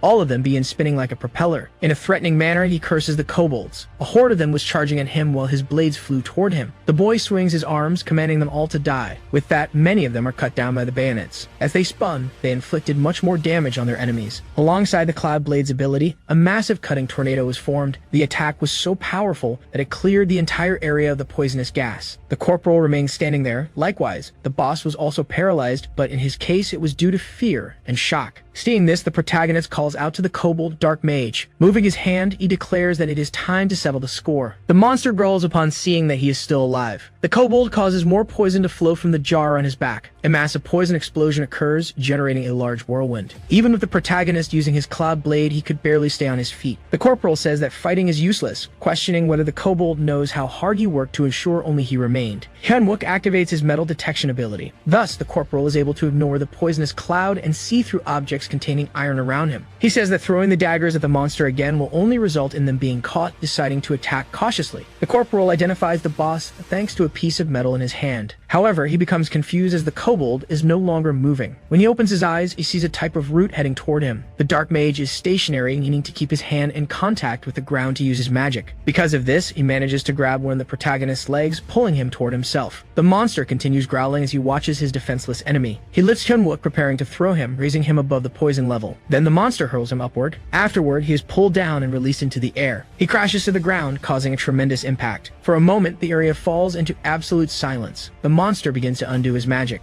Standing up, the kobold starts laughing, convinced of his victory. Shocking the boss, the protagonist calls him a rat. Still recovering from the fall, Hyunwook asks if that vermin truly dares to laugh. The corporal had used body fortification to withstand the fall with his legs. In a terrifying tone, the protagonist asks how many times that monster will make him relive flashbacks of his past life. Becoming irritated again, the Dark Mage positions himself to attack. In the blink of an eye, he vanishes from in front of his opponent. The protagonist's eye begins emitting a blue ray. The monster is running swiftly among supply crates and trucks. In an instant, he is already behind the corporal. Quickly, the monster tries to strike the protagonist with his blade. However, Hyunwook manages to dodge with some difficulty. He immediately steadies himself on the ground again. Visibly enraged, the man asks if that insect truly tried to hit him from behind, questioning whether the mage knows how much he despises those who strike from behind. Furious, he attacks the monster with the cloud blade. The creature seems surprised by something. The protagonist uses body transformation in one of his legs, landing a powerful kick to the monster's face. He declares that the creature needs a beating. The monster is flung far away, bouncing across the ground from the impact, unable to stop. As he heads toward him, the protagonist says he has been eagerly waiting for vengeance ever since his return. The kobold looks at him trying to get up, while the corporal says the creature should feel honored, as he will be the first to fall. Smiling, Hyunwook notes that with that broken mask, the kobold can no longer use his magic, saying it's time to settle a score. The boss screams in despair as the psychopath's bayonets fly toward him from behind. He is completely shredded by all of them, pierced as they spin. The leader's blade falls to the ground, signaling his defeat. The jar he carried, the source of the poison, falls and shatters into pieces. The protagonist mocks the monster, asking if he is a weakling and whether he is already dying. Suddenly, he grabs the monster by the mouth. Raising his blade, he questions whether the kobold knows how long he was crippled because of him. He declares that now he will die, pierced by the blades of his men, those the monster had killed in his past life. Recalling Jomo's final moments, he declares this as vengeance for his subordinate who tried to save his life. Finally, he plunges the blade into his enemy's chest. The boss tries to grab it, but an energy begins to emanate from the sword. It is notified that the cloud blade is absorbing the blood of an elite monster, filling with an unknown energy. The creature continues struggling to remove it while murmuring in pain. Using his metal control ability, Hyunwook tells him not to die yet, as there is still something he needs to do. The blade moves toward the monster's head, increasing his desperation. Assuring that this is vengeance for the scar left on his former face, he forces the dagger downward. It slowly pierces the monster's skull, slicing through the middle of his head. When the screams finally stop, the creature lies dead on the ground with a cloud blade embedded in his chest. It is stated that after absorbing the unknown energy, some latent powers of the sword will be unlocked. He sighs, realizing he has finally reversed the first event of the past that haunted him. The poisonous cloud still lingers in the area. Suddenly, a kind of medallion falls from the monster's body. The protagonist is shocked to see it. It was the Devil's Medallion, granting the power of the demon race, specifically the Hellfire. Seeing this, Hyunwook wonders why it appeared there. The medallion belonged to a certain individual. The name Inferno Medallion was given because of the undead army considered humanity's hell, the worst villain of mankind, the Necromancer. There is no information about him except his growth trait, similar to the protagonist's. In his past life, he barely managed to finish the battle at the Blue Lava Golem's workshop, collecting only one Inferno relic. He questions why the true medallion is there at that moment. Angry, the corporal realizes there is more he doesn't yet understand. He notices the poisonous gas is dissipating.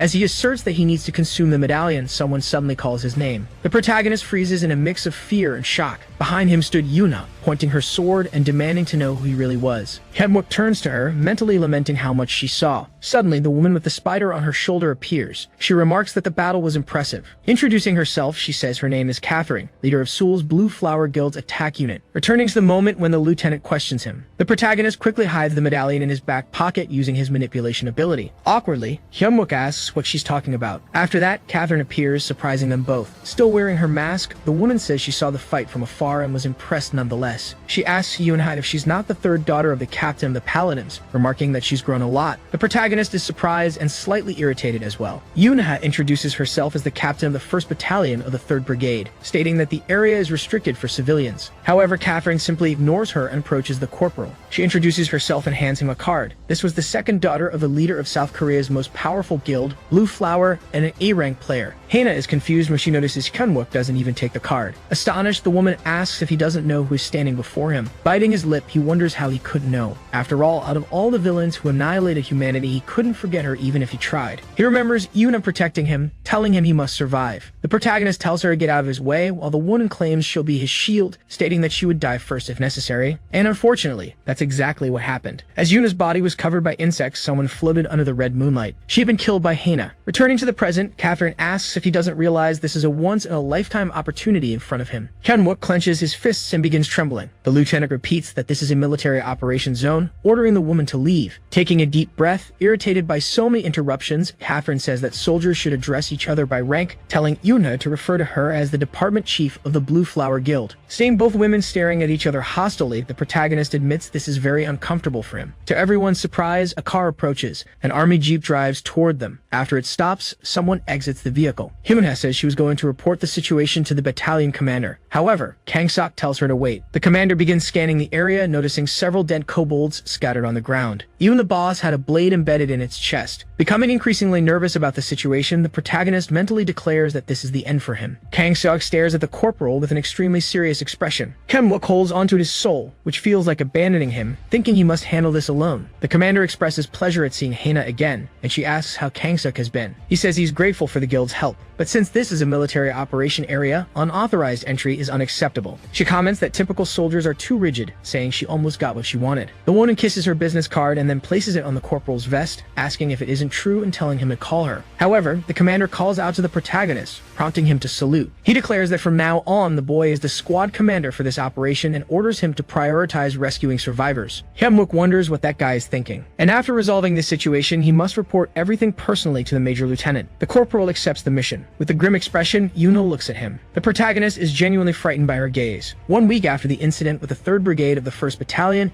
it's reported that the absorption of the Infernal Medallion is complete. He can now manipulate 3 kilograms and 458 grams of metal. Inside the men's restroom, a notification window warns that a fire breath chamber is forming in his stomach, cautioning that the user might feel immense pain. Someone enters the restroom calling for the corporal. Jumbo asks what Hyunwook is looking at so intently to be making those noises. Still literally spitting fire, the protagonist says it's not what Jumbo thinks. The boy asks if he can show him later while Hyunwook practically turns into a lamp. His subordinate is stunned outside, seeing that light. The kobold portal, which everyone had underestimated, caused main casualties. But thanks to Xianha, the soldier Mintit recovered from his critical condition and was safely transported to the military hospital. After the incident, Hyunwook decided to stop doing everything alone and instead train his team members so that they can at least defend themselves. He remarks that this decision brought him 2 problems, as Xianha greets him. The first was that the surgeon started pestering him much more since that day. The girl calls out to him again, prompting the protagonist to ask what the platoon vice leader wants. Lieutenant Minhee observes them furiously. Additionally, the second problem. The commander asks him to leave his current role and become a non-commissioned officer.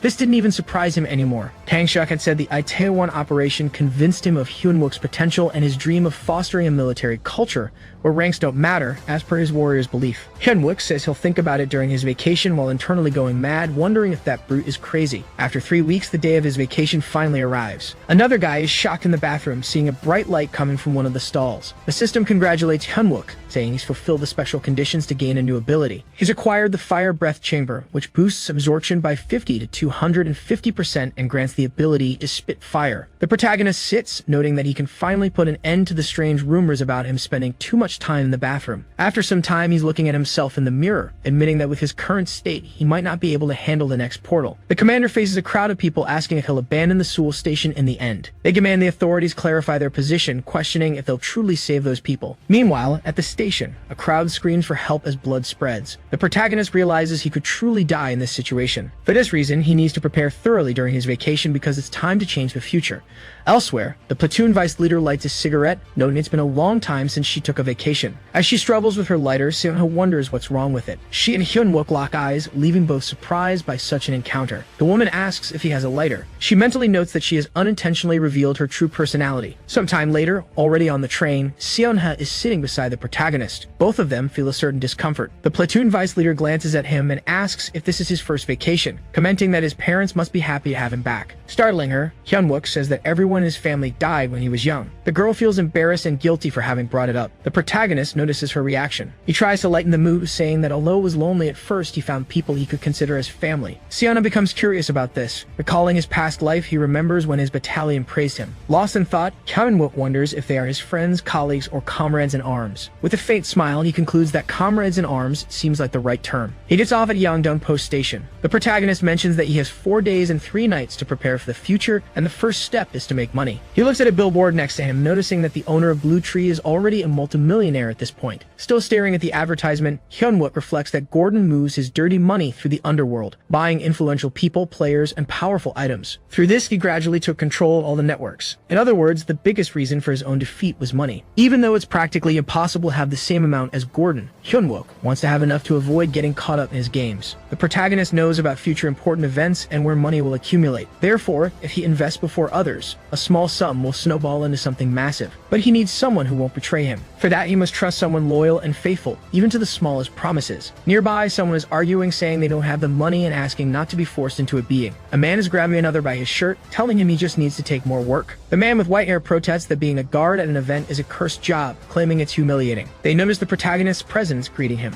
The man with white hair remarks that it's been a long time since he last saw the Tin-Kin controller. Hyunwook recalls their first meeting. Wonchul had said he was also an awakened individual, claiming it was a pleasure to meet him. The small protagonist also expressed happiness in meeting him. Returning to the present moment, he wonders aloud if their relationship is really so good that it's nice to see each other. Walking past the man, the protagonist greets the other guy, noting that it's been a while. The chubby guy asks why Hyunwook is there. Wonchul wonders if Hyunwook has lost his mind, saying he must have thrown away his memories just for greeting him kindly. Angry, he says maybe he should refresh the boy's memory about their real relationship. The protagonist recalls a past memory of levitating some small objects with his power. The kids around him demanded he do something more, claiming even they might awaken like that. Wonchul had said he wasn't awakened, calling him a loser. Because of this, the boy let the objects fall. But what caused it was a punch he received to the face. The protagonist had taken a blow from that delinquent. Wonchul said that if Hyunwook ever claimed to be awakened again, he would kill him. And just like back then, the boy was getting ready to hit him. Currently, Wonchul is ranked C in the fighter category. Wonchul asks if he should beat him just like in school. The chubby guy tries to stop him, but Wonchul insists he'll make the boy beg for his life, just like old times. He tells the other man to leave the room if he doesn't want to die along with the protagonist. To their surprise, Hyunwook challenges Wonchul to land a hit on him. With a terrifying look, the corporal tells him to try killing him if he can. Furious with rage, Wonchul starts cursing as he charges toward him. He tries to punch the protagonist, who remains rooted to the spot. Suddenly, he stops his arm, causing a slight wind to form around his opponent. A pen controlled by the protagonist had stopped inches from Wonchul's eye. Another knife hovered near his ankle. In reality, countless blades were aimed at his body. Hyunwook states that while he might not win today, he will make Wonchul feel as if an entire military unit is attacking him. In short, he could end his life as easily as a close combat player could. Seeing the weapons inching closer, Wonchul grows nervous. Another person enters the room, calling for Wonchul and saying they need to leave immediately to get to the event. Confused, Wonchul sees all the blades dropping to the floor and asks what's going on. The protagonist starts shouting, asking for mercy and promising to be more careful next time. Out of nowhere, Hyunwook hugs him. He starts mentioning how his poor friend was expelled from White Tiger for wetting his pants and fleeing during the first mission. This triggers a memory of Wonchul running away and abandoning his teammates. Angrier than ever, Wonchul demands to know how Hyunwook knows about that. Hyunwook casually mentions having a big mouth and asks if Wonchul is going to fight an F rank in front of everyone he knows. Threateningly, he whispers that he will preserve the face Wonchul takes so much pride in, but in return, he must disappear. Later, still in the Hope Guild, 3 recruitment cards are spread on a table. The chubby guy asks the protagonist if those actions will really skyrocket that much, surprised by the numbers. Hyunwook remains silent, merely observing. Eventually, he confirms that it's all true, making the man say it's a once-in-a-lifetime opportunity. At the event, they wonder how long they'll have to stay on guard duty, questioning if they shouldn't try entering a portal at least once. The guy who had entered the room earlier asks Wonchul what happened to him earlier. An older man arrives, yelling at them and asking why they're causing trouble there. Stopping in front of the protagonist's acquaintance, the man asks if he's the leader here.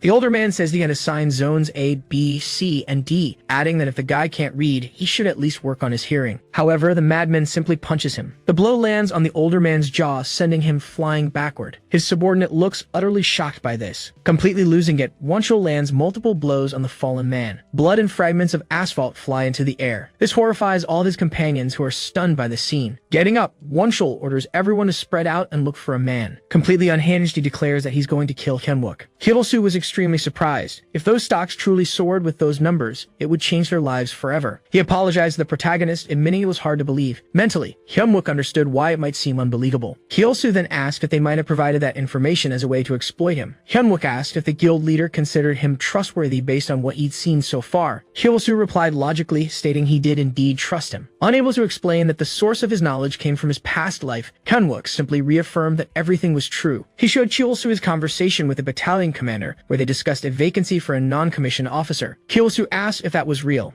Hyunwook confirmed, adding that he'd like to entrust his money to him, handing over a card and stating it contained 20 million won left by his parents. The guild leader noted that the protagonist genuinely seemed to trust him. Hyunwook recalled how, in his past life, this man had comforted him when he lost his friends. The man had told him that everyone has talents, but the difference was that his talents were now being called superpowers. He had encouraged him not to blame himself and to live until those talents, unrecognized as superpowers, became valuable. Now Now this investment was a way to repay his brother for his kindness. He had been the only one to welcome him in his past life. Suddenly, a massive ship appeared in the sky above the city. Hyunwook explained that in the future, humanity would encounter beings from another world who could communicate with them. The technology gained from these interactions would become a turning point in the War of the Portals. As such, his abilities would be essential in stopping the gates and the waves to come. He needed a specialist who could communicate with those otherworldly beings and transfer their technology to him. In the blacksmith's alley of Yeondeunpo, Hyunwook asked a man how much a man of stone cost. His second step toward preparing for the future was meeting 7 dwarf craftsmen and creating his first master-grade item. One of his companions, Wonchul, was watching Hyunwook as he searched for blacksmiths who had surpassed the standard and reached master level. Hyunwook entered a shop. The old man behind the counter told him he was only selling what was on the shelves and not to look anything else. This was Jangdu, an eccentric craftsman who had been expelled from the blacksmith guild due to his peculiar personality. Hyunwook noticed a weapon made of orichalcum. Although it looked rough, it would eventually become the dragon hunter's spear that would pierce the heart of the dragon Tarax. A girl entered the shop, remarking that it seemed like there was a poor person present. The old man scolded her for speaking that way to a customer. She retorted saying Jangdu called them that as well, but she fell silent when she saw the protagonist. Hyunwook mentally recognized her, identifying her as a comrade in arms. This was Baksil. 4 years into the future, after the old craftsman's death, she would inherit all his skills and surpass her master. The girl scanned Hyunwook with her eyes, calculating the value of his clothes. Changing her attitude entirely, she politely asked what he'd like to purchase. Mentally, Hyunwook noted that her greed for money fit perfectly with the dwarf's personality. After selecting a few items, Baksil totaled the price at 18 million won, joking that he wasn't a customer, he was a mayor. The old man asked why Hyunwook was buying so many items if he wasn't even a mage who could use them. Baksil told her grandfather to shut up, saying Hyunwook must have use for them. Hyunwook complimented the products and assured them he'd return. As they bid farewell, Baksil encouraged him to come back anytime. Remembering her tragic death, Hyunwook apologized internally, stating that unlike his other comrades, he truly needed her. This time, however, he promised to protect her. In front of the Grag Motel, that same man was standing next to a car, observing something with indifference. Hyunwook was holding one of the stones he had purchased, declaring that by the end of his vacation, he would significantly increase his resistance to poison and the amount of metal he could manipulate.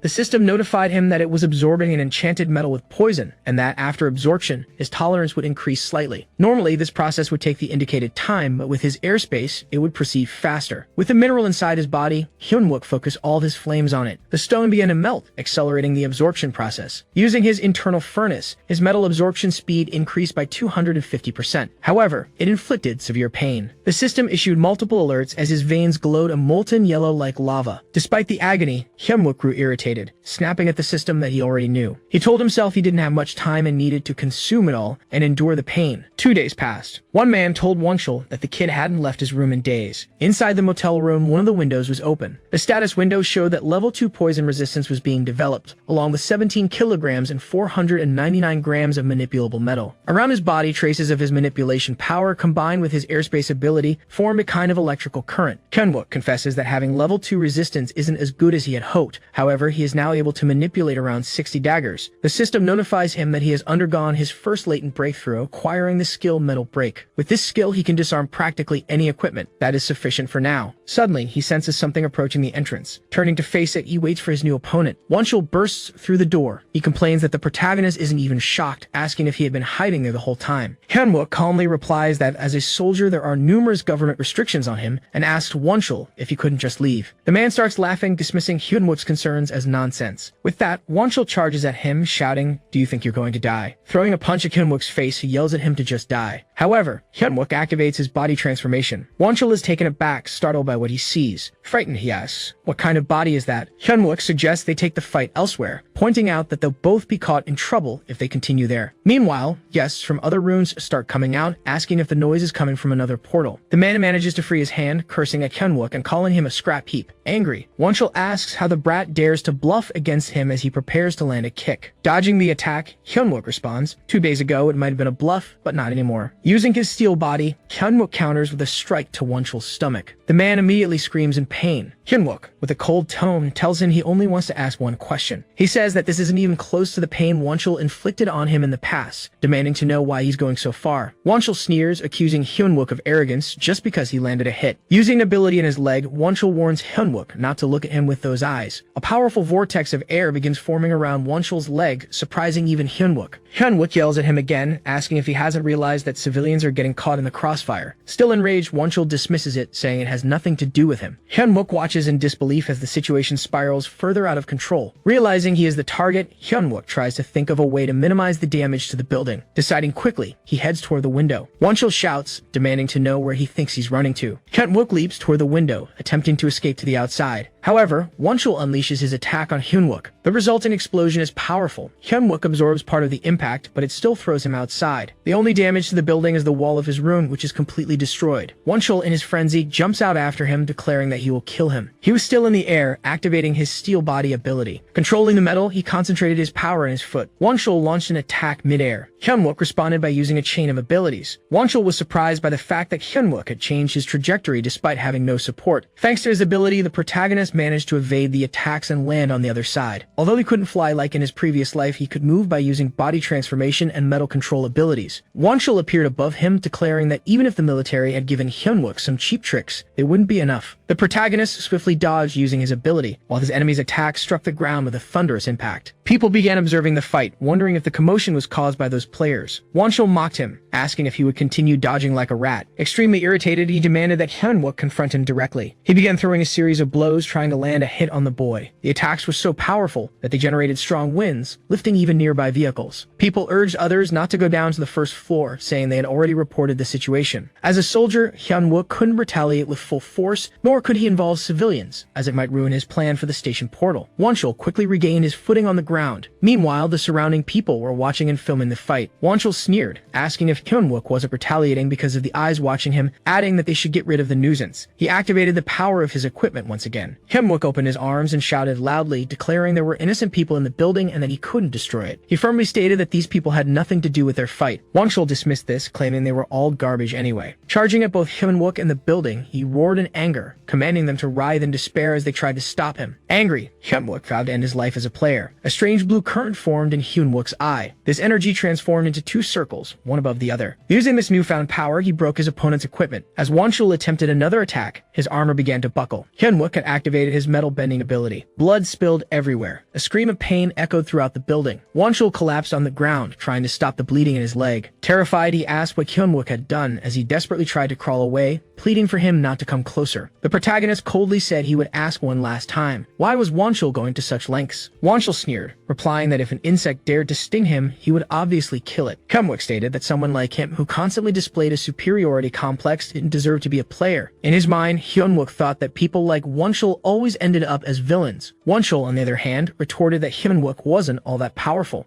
Hyunwook manipulated a piece of metal and positioned it behind Wonchul's neck. He warned him never to appear before him again, threatening that if it happened, he wouldn't just lose a leg. Wonchul was both furious and terrified at Hyunwook's words. Gritting his teeth, he growled that Hyunwook should thank God he was a soldier, claiming he couldn't abandon his comrades. Not long after, the police arrived at the scene. In the awakened task force report, it was concluded that Hyunwook had merely tried to stop Wonchul. An agent remarked that witness statements were consistent, adding that Hyunwook was lucky since Wonchul was notorious for being problematic. The officer also noted that it was the first time in his life he'd seen a low-ranking official emerge unscathed from such a fight. Smiling, Hyunwook replied that he got lucky because his enemy's Calf armor ended up bursting. The officer said he would be released for now. Hyunwook thought back to how he had always considered his F rank a terrible classification, but now he realized it had helped him avoid suspicion. Another officer approached, showing him some information and remarking that he might want to know about it. He revealed that the enemy's armor had no flaws. The officer added that it didn't make sense for an F rank to crush the armor of a C rank, let alone defeat them without sustaining any injuries. Outside, Hyunwook prepared to run. In the blink of an eye, he disappeared from where he stood. Moving at incredible speed, he rushed past people, leaving only a strong wind in his wake. As he ran through the city, Hyunwook recalled his past life. He remembered how the news reported that, aside from the first 3 waves, this was the greatest disaster ever witnessed. This tragedy had intensified expert criticism, raising questions about the portal response system. Unlike the 2 previous portals, Hyunwook had no personal experience with this one, meaning unpredictable situations could arise. Among all the monstrous disasters, the Seoul Station incident was one of the worst. He wondered if he could really handle it with his current progress. Part of him considered staging a fake attack to evacuate the population. However, he knew he couldn't act rashly. As he looked back, something clicked in his mind. He remembered the presence of a hidden villain there. If things went wrong and he hid, Hyunwook would never find the turning point to change the future. Standing still amidst the crowd, he realized there were only 2 minutes left until the portal opened. Suddenly, someone greeted him. It was the vice platoon leader, panting heavily, saying she had been looking for him for a long time. Furious, she scolded him for being at the police station and demanded to know why he hadn't answered his phone. Hyunwook thought to himself that in his previous life, Sama wasn't there, wondering if he had changed the past so much. Now, with only a minute left until the world's worst portal opened, Seona continued scolding him. She exclaimed that even with his phone destroyed, he should have informed her about what had happened. Hyunwook mentally noted that he had no time to waste and needed to proceed with his plan. As the moment arrived, Hyunwook took off the large bag from his back. Seona flinched as he scattered several metal spheres on the ground. People at the station began questioning what was happening, some even asking if he was crazy. Seona, bewildered, asked what was going on, frustrated that he wasn't answering her and was doing something so sudden. Unexpectedly, he told her to run toward the gas masks when he gave the signal. Confused, Seona struggled to understand what was happening. Meanwhile, the rest of the crowd grew angry at the spheres on the ground, which were obstructing their way. Suddenly, a massive wave of poison appeared. A hole in the ceiling began emitting venomous gas. The small hole expanded into a large portal. Seona looked on, perplexed by its sudden appearance. A monster with gleaming black scales emerged from it. The protagonist signaled Seona to head toward the gas masks. Two women were talking in front of the station. One of them bids farewell, saying she needs to leave. The girl asks why the older woman wants her to leave,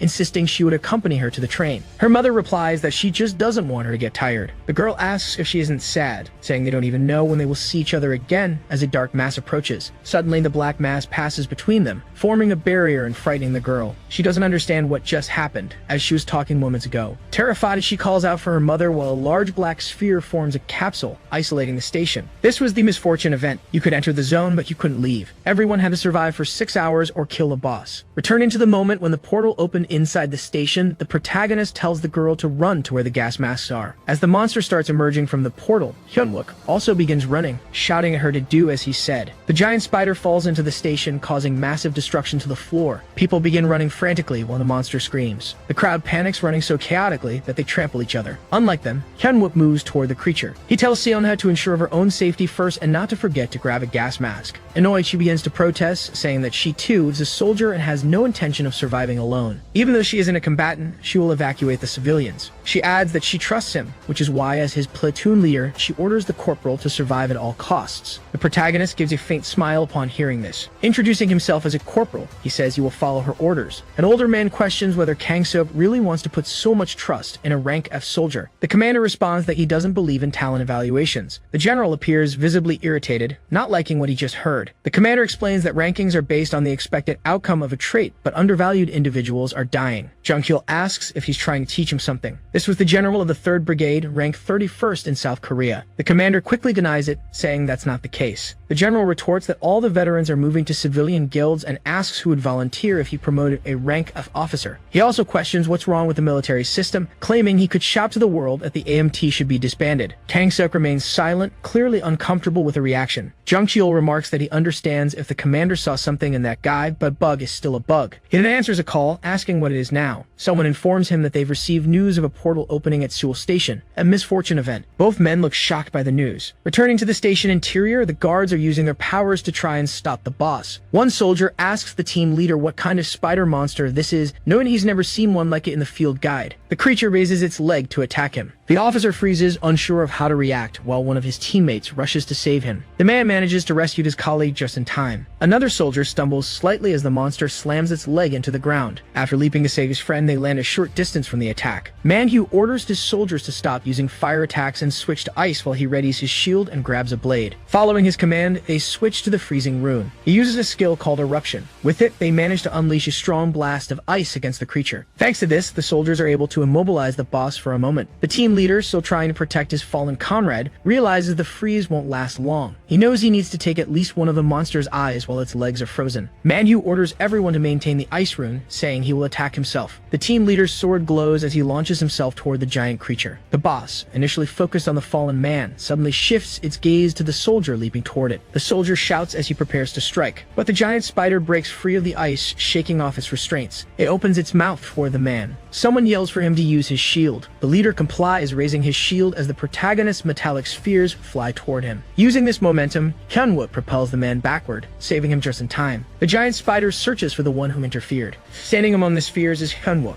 resembling Neo from the Matrix in his long coat. The protagonist begins moving toward the boss. As he prepares to attack, Hyunwook declares that there's no time for hesitation. He starts twisting the creature's carapace, stating this is the perfect time to test his abilities. The protagonist continues straining to crush the spider, while the system notifies him that his mana is depleting at an extremely rapid rate. The two energy spheres separate again in his eye as his mana drops to 76%. With this, he completely destroys the armored spider's core. The guard captain is utterly shocked by what just happened. The other soldiers share the same reaction, realizing that the attack is working. Mentally, Hyunwook assures himself that with this power, he will be able to stop the wave. He declares that he can't afford to stop now. To his surprise, the boss begins moving again. However, he declares that he will claim all the rewards for clearing this portal entirely for himself. The psychopath starts shouting at the monster, commanding it to use everything it has, vowing to crush and consume every last drop of its willpower. He uses his spheres to launch another attack. The protagonist taunts the spider, saying he wants to see if its insides are as tough as its steel-like exterior. With that, he creates an iron spiral with the spheres, causing the monster to scream in pain once again. He mockingly asks how it feels to have its insides ground up like in a blender. The boss roars in agony, visibly terrified. The giant spider collapses to the ground with a resounding crash. The guard captain is utterly horrified, witnessing the man single-handedly defeat the monster using only his ability. He remarks that despite having seen rank-up players in many portals, he has never encountered anyone so fearless. He wonders if this is the power of a rank S player, the kind of players they can only hear stories about. However, someone with a scar across their nose becomes visibly infuriated, angrily stating that this man is ruining his mission. Suddenly, a man introduces himself as Manhwa, the leader of Seoul Station, and asks if Hyunwook is a rank S player. Hyunwook denies it, immediately warning them not to let their guard down so soon. He declares that the first wave isn't over yet. To everyone's dismay, two more giant spiders emerge. Mentally, Hyunwook concludes that there's no longer any doubt, asserting that this battle has confirmed everything. He declares that this so-called Seoul portal will be stopped by him, as he launches the massive swarm of spheres once more. Several military trucks begin approaching the portal zone. The soldiers gather following the conclusion of their battalion meetings, as an officer orders them to prepare the red ground. One member of the Blue Flower Guild comments that this always brings back memories. His companion changes the subject, asking whether they could gather all the mage players to use attack magic and destroy the capsule. The man explains that they cannot. After all, that's not magic. You can only break it if you replace the system with another. Unfortunately, they have no one with such an ability, so they must wait for the time limit to expire. Meanwhile, some helicopters land near the station. A member of the military descends from one of them. From another, a woman in elegant shoes steps out. It is the commander, accompanied by the head of the Blue Rose Guild department. He asks how many guild players are below level 15. She replies that her guild has no such people and questions whether he truly wants to send a rescue team. She complains, saying it would be tantamount to sending them to their deaths. He retorts that there are over 800 lives trapped inside and asks how she could prioritize the soldiers' lives over the civilians. Moreover, he reveals he has an ace in the zone. Inside the capsule, the protagonist is using his ability to crush. This allows him to destroy the carapace of yet another spider. Suddenly, one of the creature's sharp legs comes toward him. Using his body transformation ability combined with his metal control, he pulls himself backward to dodge. While evading, he orders the guards to use the runes to freeze the monster, just as they had done earlier. The team leader quickly volunteers to assist. With that, everyone uses the freezing eruption. They succeed in paralyzing the large spider. The protagonist shields himself to avoid being caught in the attack. Unfortunately for them, one of the creatures is nearing a female soldier. It leaps, attempting to catch her by surprise. However, the protagonist shouts at the insect not to get distracted and attacks it with his spheres. He strikes it and saves the girl, declaring that he is the creature's only opponent. Using his metal spiral, the spheres begin spinning against the monster's skin. The beast screams in pain as it is pierced and torn apart from the inside. The creature collapses, reeking beside the guard. Meanwhile, the spider the soldier had been targeting manages to break free due to the interruption. It shatters the ice holding it. Still using his ability, the protagonist remarks that it's now returned to visit her fallen comrade. The system notifies him that his mana is now at 63%. The monster is utterly terrified as it experiences immense pain. He continues using the ability, causing his energy to form into two circles in his eye again. This depletes his mana further, dropping it to 39%. In return, he manages to defeat another spider. He feels somewhat fatigued after this battle. The villain mutters to himself that there's no reason for a player of that caliber to be riding a subway, lamenting that he hadn't expected to fail this first mission. The system indicates that his task is to spread the armored spider's venom and create nests. After failing, his death will be decreed. The man curses silently. On the other side of the station, the civilians have gathered together. The rest of the station is completely empty. They celebrate, thinking that the first wave has apparently ended, and call for the guards to regroup.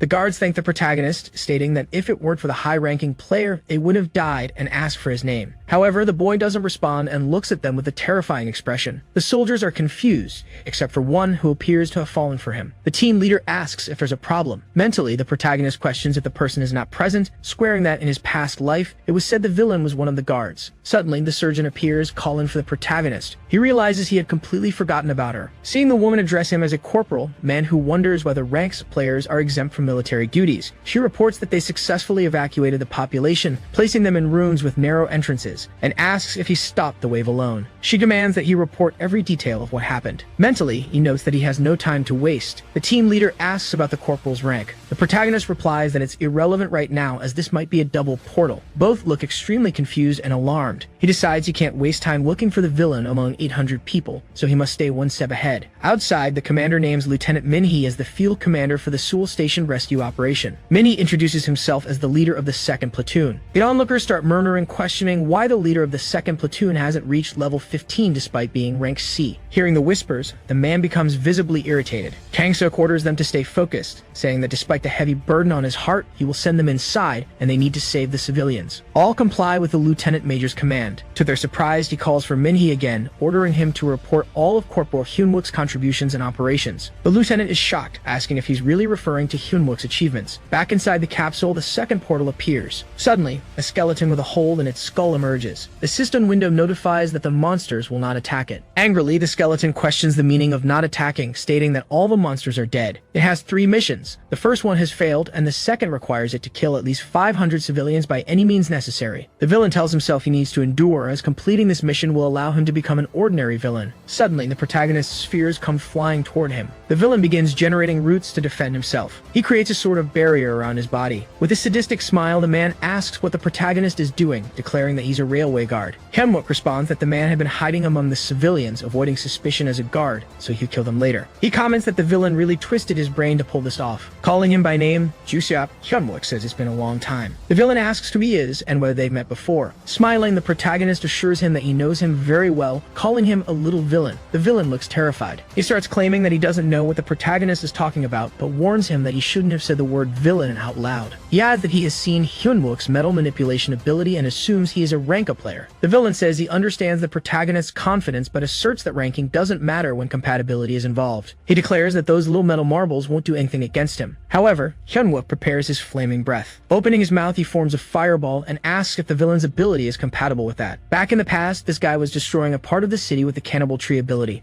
Several people had been caught by the roots. He speaks to the Great Emperor of Steel, asking how long he plans to stay hidden. The man asks if he is just going to stand still and watch his tree devour all those innocent people. The protagonist, wounded, watches this unfold. Juseop asks where all that talk from earlier went. Back to the present moment, the protagonist says he understands. He starts to dodge his enemy's attacks. The guy wonders what kind of movements those are. Suddenly, he charges towards his enemy. In an instant, Hyunwook closes the distance between them. His metal spheres are hitting the villain's shield. The protagonist notices that some sharp roots are coming to strike him. He quickly evades using his combined abilities. Startled, the man wonders why this crazy guy is coming towards him. Still midair, the protagonist points at the man and his spheres head towards the side he left unprotected. However, the man is able to create a barrier quickly, though with some difficulty. Hyunwook approaches even more while he says that the protagonist can do whatever he wants since he won't be able to hit him. But the boy was already hanging from his protection. Grinning madly, he says that the wood should be enough. The guy says that apparently the protagonist still doesn't understand his power, claiming that it changes nothing that he got closer. Grabbing his arms, the man says his ability is the cannibal tree, and that he will devour and digest his arms. However, a bit of flame starts to come out of his mouth. At the same time, he was transforming his arms into metal. Confused, Juseop begins to wonder why the tree hasn't digested his arms yet. At this moment, the protagonist creates a fireball in his mouth. The man is extremely scared, not understanding where the flames came from. The guy tries to negotiate, saying he's in the middle of a mission, and if the protagonist spares his life, they'll give him all the rewards. Convinced, the man thinks mentally that no one would refuse something like that. He says he's in search of evolution and can clean up the mess without effort. Adding even more fire in his mouth, the protagonist says that he used the same strategy in his past life. Seeing that getting closer, the man becomes afraid and asks what he means by past life. But Hyunwook tells him to die and activates his flame breath. It is notified to Mindy's squad that their entry has been authorized. He speaks to his troops, asserting that they don't know what kind of portal is inside. They prepare as they say they will enter. The system warns that this is a dangerous zone and that once they enter, they won't be able to leave. Suddenly, one of the soldiers becomes extremely scared. In front of him was the body of one of the giant spiders. The lieutenant tells Jumbo to shut up. Someone questions who is there, and the team leader says it's the rescue team. The chief of the guards appears, asking if it's really a rescue team. Above them, The great portal from which the spiders came was still there. The lieutenant says he hasn't seen any injured citizens. The guard informs him that thanks to a member of AMT, the civilians were evacuated. Minnie immediately asks if it's a soldier, questioning if she's injured or anything, but Manhwa says she's taking care of his shelter. This makes the lieutenant very angry, while the chief of the guards informs them that they're following Hyunwook's orders. Jummo asks if he had spiky hair and occasionally made a sinister smile, which Manhwa confirms. Minnie tells the boy to be quiet, saying he doesn't know his place. The protagonist's subordinate obeys, clearly bothered. He tells the chief that from now on he's in charge, informing him that this guy is rank F. In a serious manner, Manhwa asks how the lieutenant got in. He reminds the man that you need to be level 15 or lower to enter the capsule. Firmly, he says he knows the rank of the man they're following, stating he's also rank C, so he doesn't need to obey him. Manhwa also says that they are a rescue squad that doesn't even know how they'll get the people out of there. Minnie says that for now they'll build a barricade in a place with a narrow entrance, waiting for the end of the time. However, Seona appears, telling the team leader that they have big problems. The lieutenant asks if the platoon vice leader is okay, but she asks why he's there. The guy says he came to rescue her. Ignoring him, the woman says this isn't important and tells him that the civilians have noticed there's a second portal. This makes Manhwa extremely worried. They were outraged, asking why they hid the fact that it's a double portal from them. The soldiers try to calm the crowd. One of them says that apparently that guard was right, claiming they're just being used as shields to buy time. She asks where he heard this, and the man says it was from a guard with a scar on his nose. Elsewhere, Yusiap was with Burns, claiming he did all the preparations and that this wasn't a surprise, asserting that it was very difficult. The protagonist asks what he's complaining about, saying he has more things to do and tells the guy to die. Hyunwook asks if all these villains follow the same script. Suddenly, surprising him, a strong light comes towards him. A kind of portal forms in front of him. There was a view of the sky where something golden was shining ahead. Two women, very much resembling angels, approach, while it's said that his mana is quickly being restored. Both start flying around him as his life is recovered very effectively. They get closer and closer, surrounding him. He grins sinisterly, while the system announces that his mission has started. The secret mission, the Bearer of Light, begins, and he must be the Morning Light, becoming the guardian of humanity. The angels begin to try to take him inside the portal. It is said that this mission will guide him to become the Morning Light, questioning if he is willing to accept or not.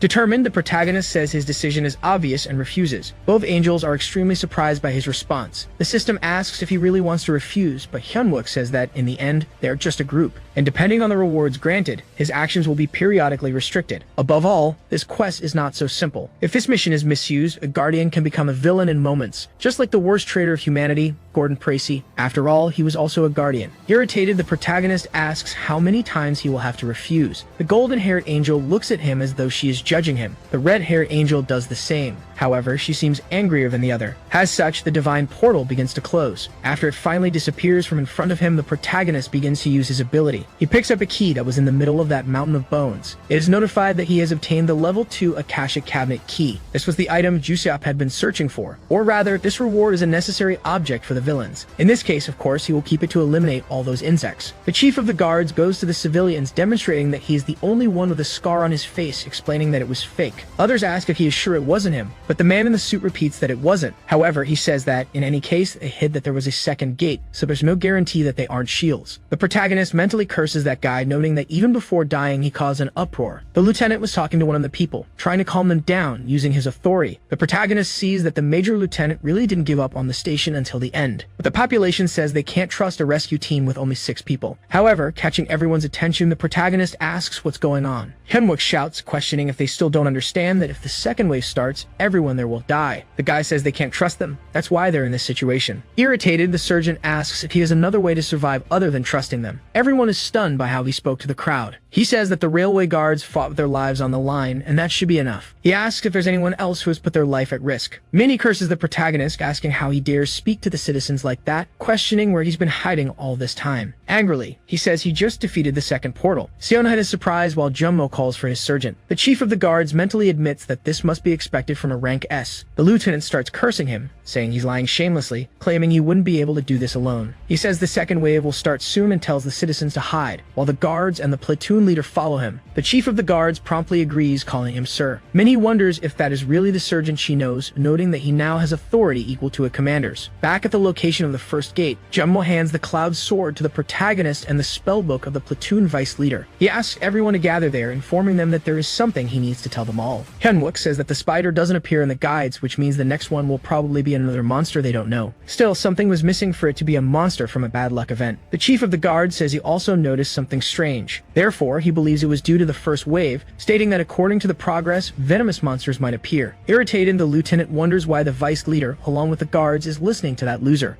He says that's why everyone must wear masks and try to lure the monsters to the external platform to prevent the venom from spreading. With that, the protagonist says he will now explain the details of the operation to everyone. After the second wave starts, the spiders begin to emerge from the gate. He says that with this, it will be necessary to get their attention and lure them in. That will be his role. With this in mind, Hyunwook grabs everyone's attention and starts dodging their attacks. The giant spiders fall to the ground, disoriented after being attracted to the boarding area. The guards team, along with the rescue team, should wait for him outside. That way, they can attack them while they are still unprotected. Thus, they will be able to attack them without them being able to hide or shelter themselves. Similar to the first wave, they need to freeze the feet and wait for the right moment. The guards use the freezing rune while the rescue squad shoots at the monsters. However, he had warned them not to approach them, no matter what happens. As such, one of the spiders tries to attack a soldier. It's the one again who freezes in fear. Once again, Hyunwook appears using his metal unfolding ability. He screams as he rips the monster's shell off, completely destroying it. A lot of blood pours out. With that, after he removes the spider shells, those in good position should attack them. This causes a lot of damage. Concentrating their attacks, they manage to bring them down. And at this moment, it will be the key moment. For the greatest success, the platoon leader and the vice leader must leave from a high position. Minnie says she can hardly believe she's with Shiona.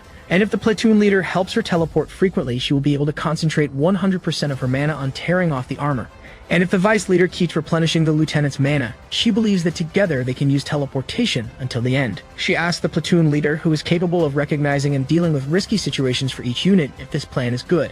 Happy that they asked his opinion, the guy says this strategy should allow them to pass with minimal damage. The protagonist says that in that case, they are under the care of the captain of the rescue team. All the units were already prepared, waiting for Hyunwook to appear with the monsters. The portal starts generating strong gusts of wind. He screams that the second round will start soon, telling everyone to prepare. Another one of those spiders falls brutally to the ground. The impact is so strong that even the protagonist has to shield his eyes. He becomes convinced, grinning sinisterly, stating that his plan's already set.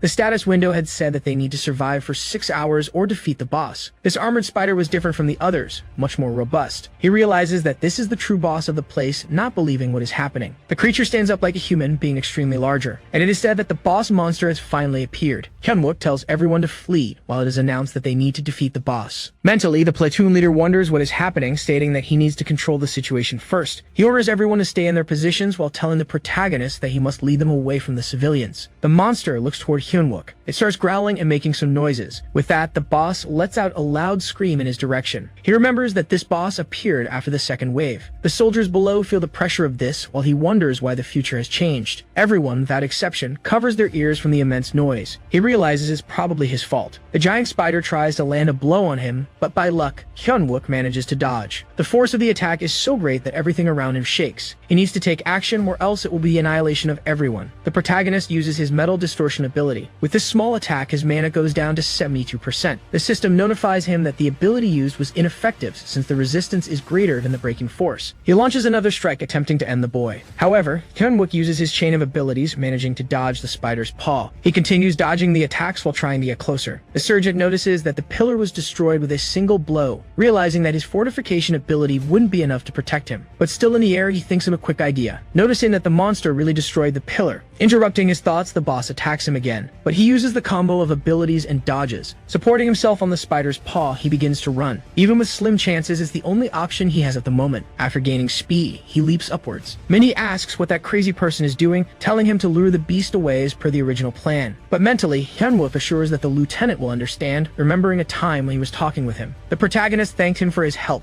stating that he only survived thanks to his teleportation ability. He said he was happy to have Minnie as a partner, and apparently he wasn't bluffing when he said he had memorized all the strategies from the manual. The lieutenant says that memorizing books isn't enough to really have a good battle strategy, stating that he had let that rot in his head. He says that in order to surpass the limitation of his teleportation ability, he needed all the tactical details to use it, and each of those tactics is the result of his constant struggle to survive. The lieutenant asks what he is actually planning to do, but he, along with Shunha, watches that fight from the outside. The protagonist's mana is already at 45%. He says that with Minnie's deep knowledge of tactics, the guy will figure out what he's really thinking. His mana has already decreased to 32%. Struggling greatly, Hyunwook dodges another attack. Several pillars have already been destroyed. The platoon leader finally understands the boy isn't just dodging the attacks, he is making the pillars get destroyed. Removing his mask, he says that the guy is insane. The lieutenant asks Xiemna to give him the maximum amount of mana, to which she questions why. He says that he needs to create the largest teleportation zone possible, while the sergeant runs to the last pillar. His mana is at 27%. The boss raises both his hands, preparing for another powerful attack.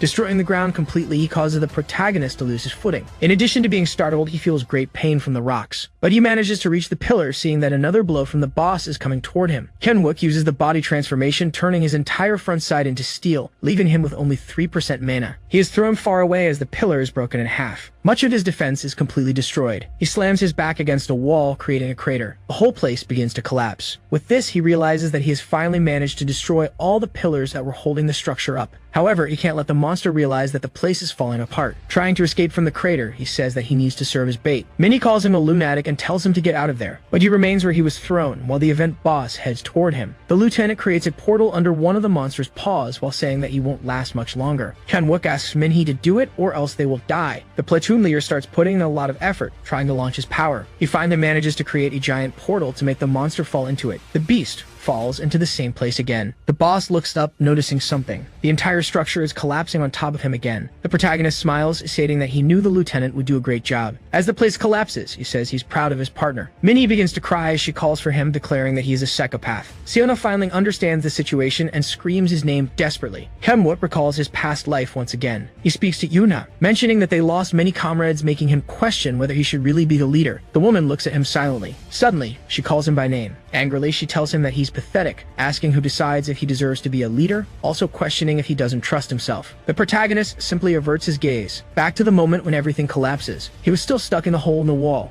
Hyunwook apologizes to everyone, noticing that he only has 3% mana left. He throws himself headfirst toward the ground. As the continuation of that memory comes to his mind, Yuna had grabbed him by the collar of his shirt. She tells Hyunwook not to bear everything alone, asking him to look into the eyes of those around him. Opening his eyes, the protagonist realizes that it's not the ground waiting for him, but Xianha and the platoon leader. He can't believe what he's seeing, but he quickly extends his hand toward her. The lieutenant can barely keep the portal open. After his companion passes through, he closes it as the girl grabs him. The entire section of the station starts to collapse. Someone calls the battalion commander, while the system alerts that the event boss has appeared. It's mentioned that the media is pushing for a statement about the appearance of the event boss and the actions that will be taken. Kang-suk gets irritated upon realizing what is happening. A subordinate informs Haina that the chief said if she keeps acting this way, her position won't last much longer. She says her brothers are ambushing her, acting as if they were expecting this. The commander notes this conversation. He doesn't seem too pleased with what he hears. The woman tells everyone to stop staring at her, stating that she will call him as that's all she needs to do. Irritated, she wonders why it has to be him out of all those people. On her phone, the contact is saved as Crazy Dog. Inside, much of the place had already collapsed. The vice platoon leader asks if the protagonist is trying to kill himself. She admits that she really thought he might die. A little nervous and frustrated, he notes that the future has changed, realizing he no longer knows how useful his information is. Siemna notices he isn't answering her. On the other hand, the lieutenant gets angry about this. He curses the protagonist, asking who he thinks he is, stating that those people would have died if he wasn't there. The man says that tactics are based on promises, that you must trust your comrades, who will listen and follow the agreed upon plan. Minnie asks if he really thought acting alone was better, questioning if he truly trusts his comrades. At that moment, the protagonist remembers Yuna's words from his past life. Hyunwook opens a wide smile. The vice platoon leader scolds the lieutenant, saying that now isn't the time for these things. The protagonist thanks Minnie, saying that thanks to him, he now has an idea of what to do. The man doesn't understand what he's talking about. Hyunwook says that the boss will soon emerge from below, but now he has found a way for them to get out of there. The platoon leader says he wants to do things alone again. However, they need a strategy and starts explaining it. But the protagonist completes his plan, stating that since he has iron skin,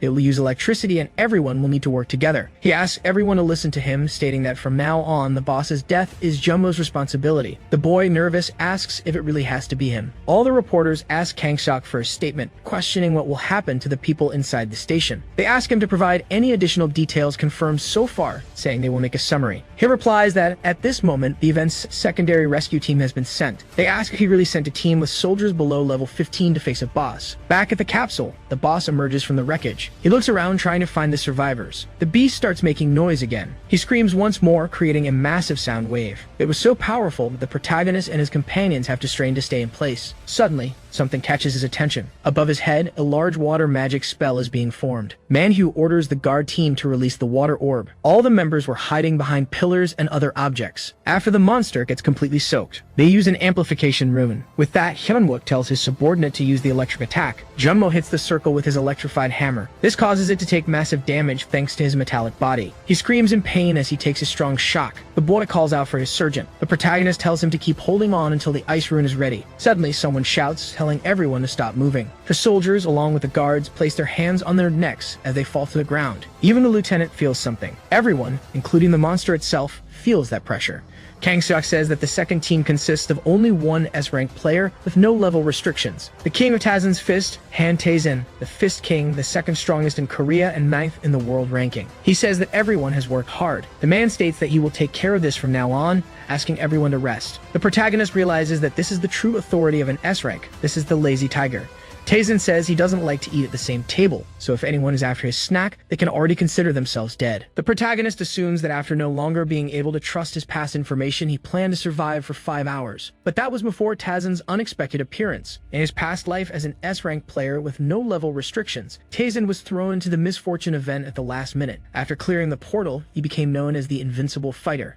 This happened after he laid his hands on the secret armor of Manan and Mac Lur, but that would not be his fate this time. The man screams, saying he will kill anyone who tries to steal his reward. Hyunwook thanks him. After all, he won't have to give up his prize. With his sadistic smile, the lunatic says that in reality, it is Taesin who is on his plate, so he will eat his favorite meal. The boss tries to land a blow on the globally ranked player. However, he blocks the attack with a punch. The man comments that judging by the looks of it, the monster can fight, stating that he is also capable of doing so. Suddenly, his equipment begins to glow intensely. The attack was so powerful that it sent his enemy flying. The giant spider crashes against the wall. The impact is so great that everyone around has to cover their faces for protection. Taesin is surprised to see that the monster did not suffer a single scratch, admitting that the creature is stronger than he had imagined. Jumping, the man assumes that he is getting unnecessarily competitive. He uses another attack, leaving a trail of fire as he charges forward. A great beam of yellow light passes by the boss. Extremely close to its head, Taesin remarks that the spider should know it's only making things worse for itself. With that, a devastating blow is delivered, causing a massive shockwave to spread across the area. The soldiers begin to be dragged away by the force of the impact. The protagonist was being held by Seonha while a thick cloud of smoke filled the place. She asks if the boy will be okay. Even though he had his mana restored, Hyunwook still needed treatment, but he assures her that the vice leader doesn't need to worry since he won't use his body. With that, he frees himself from her arms. The lieutenant asks what the protagonist is plotting now. That lunatic Taesin was punching the monster while laughing hysterically. He was smashing the boss with his fists. The giant spider's carapace was almost completely destroyed, but suddenly, a kind of blue electricity starts to emerge from the monster's chest plate. Seeing this, Taesin is taken aback, not understanding what's happening. Unexpectedly, the monster's chest is completely shattered. The player tries to land on the ground while being dragged backward. Hyunwook was beside him, using his metal bending ability. The man asks if the boy has a death wish. After all, he had warned him that he doesn't like people drooling over his food. The protagonist asks if the lunatic isn't being a little dishonest in his dealings, even as an S rank. Taesin questions what he means by that. Hyunwook states that it was the man himself who interrupted his group's hunt. The lunatic asks if the boy is implying that they would have been able to defeat the boss without his help. Meanwhile, the protagonist pros something. Irritated, the global player questions how he dares to use these tricks. The man dashes forward, trying to reach the blade before it does. The boy remarks that Taesin arrived after they had already survived the crisis point and still wants to act like a hero, assuring that he won't allow it. On the other hand, he was getting closer and closer to the protagonist's sword. The man was doing his utmost to land the final blow first. He prepares to deliver the finishing attack. Meanwhile, Hyunwook also strives to strike the monster. However, both attacks land with only a tiny difference. The giant spider begins to collapse backward. Taesin lands another hit. With that, a massive explosion erupts. Even the protagonist has to make an effort to remain in place. A notification appears stating that someone has defeated the boss and that the area is now free of restrictions. The news reports that 5 minutes after the Fist King entered, the monster was defeated. It is informed that the event capsule is disappearing along with a loud rumble, while reports indicate that the station's situation is dire. While everyone doubted that the civilians were safe, the little girl from outside runs toward her mother. The girl asks if she's okay, questioning if her mother is hurt. The woman simply embraces her daughter, asking if she was scared and apologizing for making her worry. The woman begins to cry upon realizing that everything is okay. As the two remain there, the news announces new updates. The journalist reports that a miracle has happened. All the people at Seoul Station have survived. A notification states that after the person killed the giant venomous iron spider, a reward will be granted. Irritated, the global player looks at his system tab. He is congratulated for placing second in the subjugation, being told that a reward will be given to him for assisting in the boss's defeat. Meanwhile, the cloud sword was embedded in the monster's body. It is revealed to the protagonist that an unknown energy is being imbued into the blade. After that, it is announced that he placed first in the subjugation, and an equivalent reward will be granted. With that, he is given the secret armor of mangacapped. The necklace emitted a blue glow from its jewel. In the equipment tab, it is stated that the armor is of heroic classification, increasing in level through battles along with the subspace ability. With a smile, he remarks that he managed to protect the station and still got what he wanted. Growing increasingly furious, Tezen demands that the brat explain himself. Seeing this, the protagonist is startled. He starts swallowing the object while the man asks where his reward is. Hyunwook tells him he should be grateful for securing second place. After all, it was them who did everything from the start. The man states that killing the boss earns 7% contribution to the final reward, asserting that they did nothing. With a terrifying look, he says he had been in isolated training for 6 months,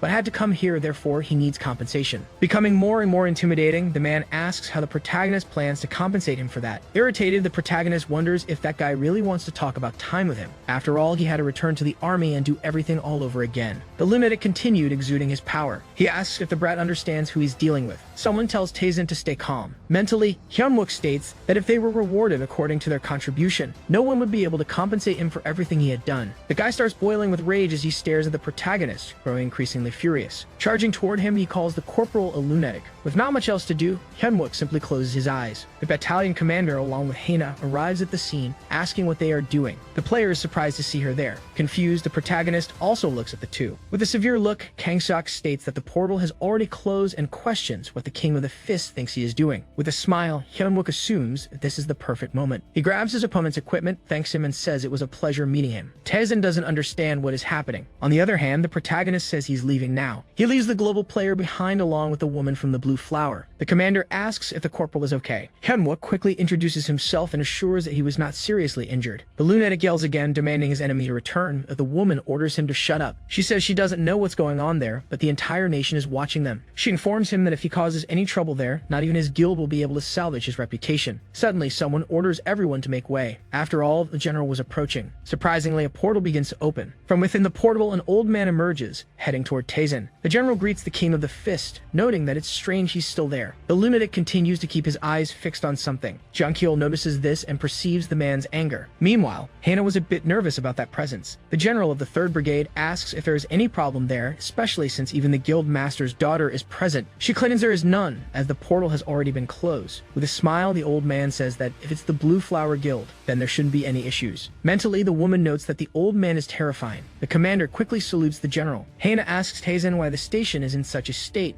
as she had told him to pass through the 2nd wave without causing destruction. Again, she questions whether he couldn't have done it without causing damage. Angrily, the man states that he didn't destroy the station, since he wasn't even the 1st ranked. Confused, she asks what Tezen means by that. He changes the subject, asserting that he has fulfilled all her conditions. In a terrifying manner, the lunatic orders her to fulfill her part. Surprisingly, he suddenly leaps, causing a considerable explosion. In her thoughts, Hana wonders how an S rank couldn't manage to place first in a level 15 event. She questions who took first place, as the general states that it doesn't make sense. Since his official record states that the man can control 300G, yet based on his current report, he is capable of much more. Observing the dialogue, the woman realizes that it was the corporal. The general states that his F rank classification must be incorrect. Hana is surprised to see that he is still an F rank. Junkyul states that he would love to obtain more detailed information. The woman admits that her head is aching, wondering what is happening there. The general and the corporal begin moving away from the two. The protagonist looks at the old man with a certain wariness. He assumes that Junkyul is not someone to be trifled with. His powers have earned him the reputation of a nuclear weapon, but his intelligence is also remarkable, since he was the one the necromancer was most wary of, attempting multiple times to assassinate him. Interrupting his thoughts, the general calls for the corporal, asking him to inform him of what happened. With that, he quickly stops. In an instant, the man stands at attention. After all, as he suspected, the old man was already questioning his unusual activity, since it is extremely different from what has been recorded. He states that he was able to defeat his 2nd elite monster. Along with that, a notification shows that his abilities have instantly improved. Instead of the recorded 300 100G, he can now control 17 kilograms, in addition to having gained a few more abilities. The old man assumes that an achievement system is much rarer than quests. Hyunwook mentally states that the world cannot know that F ranks can progress. Smiling, Junghyul says that perhaps they should consider that achievements are a possibility. His soul starts complaining about what a disgusting feeling it is. The general states that he cannot speak to him as if the boy were a common F rank, since his actual ability must be at rank C or higher.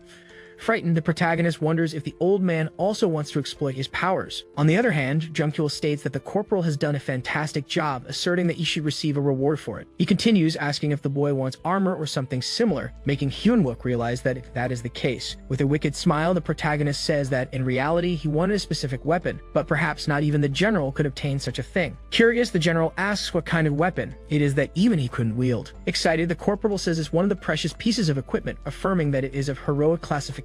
Fail not. Hearing this, Junghyul is surprised. Suddenly, silence reigns over the place. Out of nowhere, the old man starts laughing, stating that the boy has a lot of nerve. Placing his hand on the boy's uniform, he tells him to talk again once he gets another emblem to put there. But for now, he will receive a special promotion, causing Hyunwook to thank him euphorically. As he leaves, Junghyul continues, stating that the boy is very lively. The protagonist admits that, just as he imagined, the old man changed the subject quickly. However, this is a relief as he will be able to remain hidden for a while longer. A few days later, at the 1st Battalion of the 3rd Brigade, it is said that the secret armor of mangaMangacapped is being digested, and even with the furnace's efficiency at 150%, it would take 16 hours. Lying in his barracks bed, Hyunwook states that heroic class items are very difficult to consume. Suddenly, Jumbo calls for the corporal, asking if they aren't going to train. His subordinate, Minji, asks him to help them do something other than PT. Lifting his shirt, the protagonist shows his bandages, asking if they still haven't realized that he is a patient. On the other hand, all his subordinates say that he only needed to train them. While recalling everything he has been through, he says that at least he gained something from this chain of events, the necessary confidence. Suddenly, the infirmary door opens. Everyone looks toward the new visitor. The young man introduces himself as Soldier Minte, stating that after receiving orders, he returned to the support squad at the Military General Hospital. As the boy says he is reporting for duty, Hyunwook walks toward him, stating that even though items are important, hugging his soldier, he thanks the boy for being okay, admitting that he realized the presence of more important things around him. Confused, Minte asks why that is. Smiling, the protagonist says the reason for all this is because he arrived just in time for training, mentally assuming that as long as he has those guys in his life, he thinks it wouldn't be bad to entrust his back to them. A phenomenon called the Wave, where multiple portals appear in a specific location,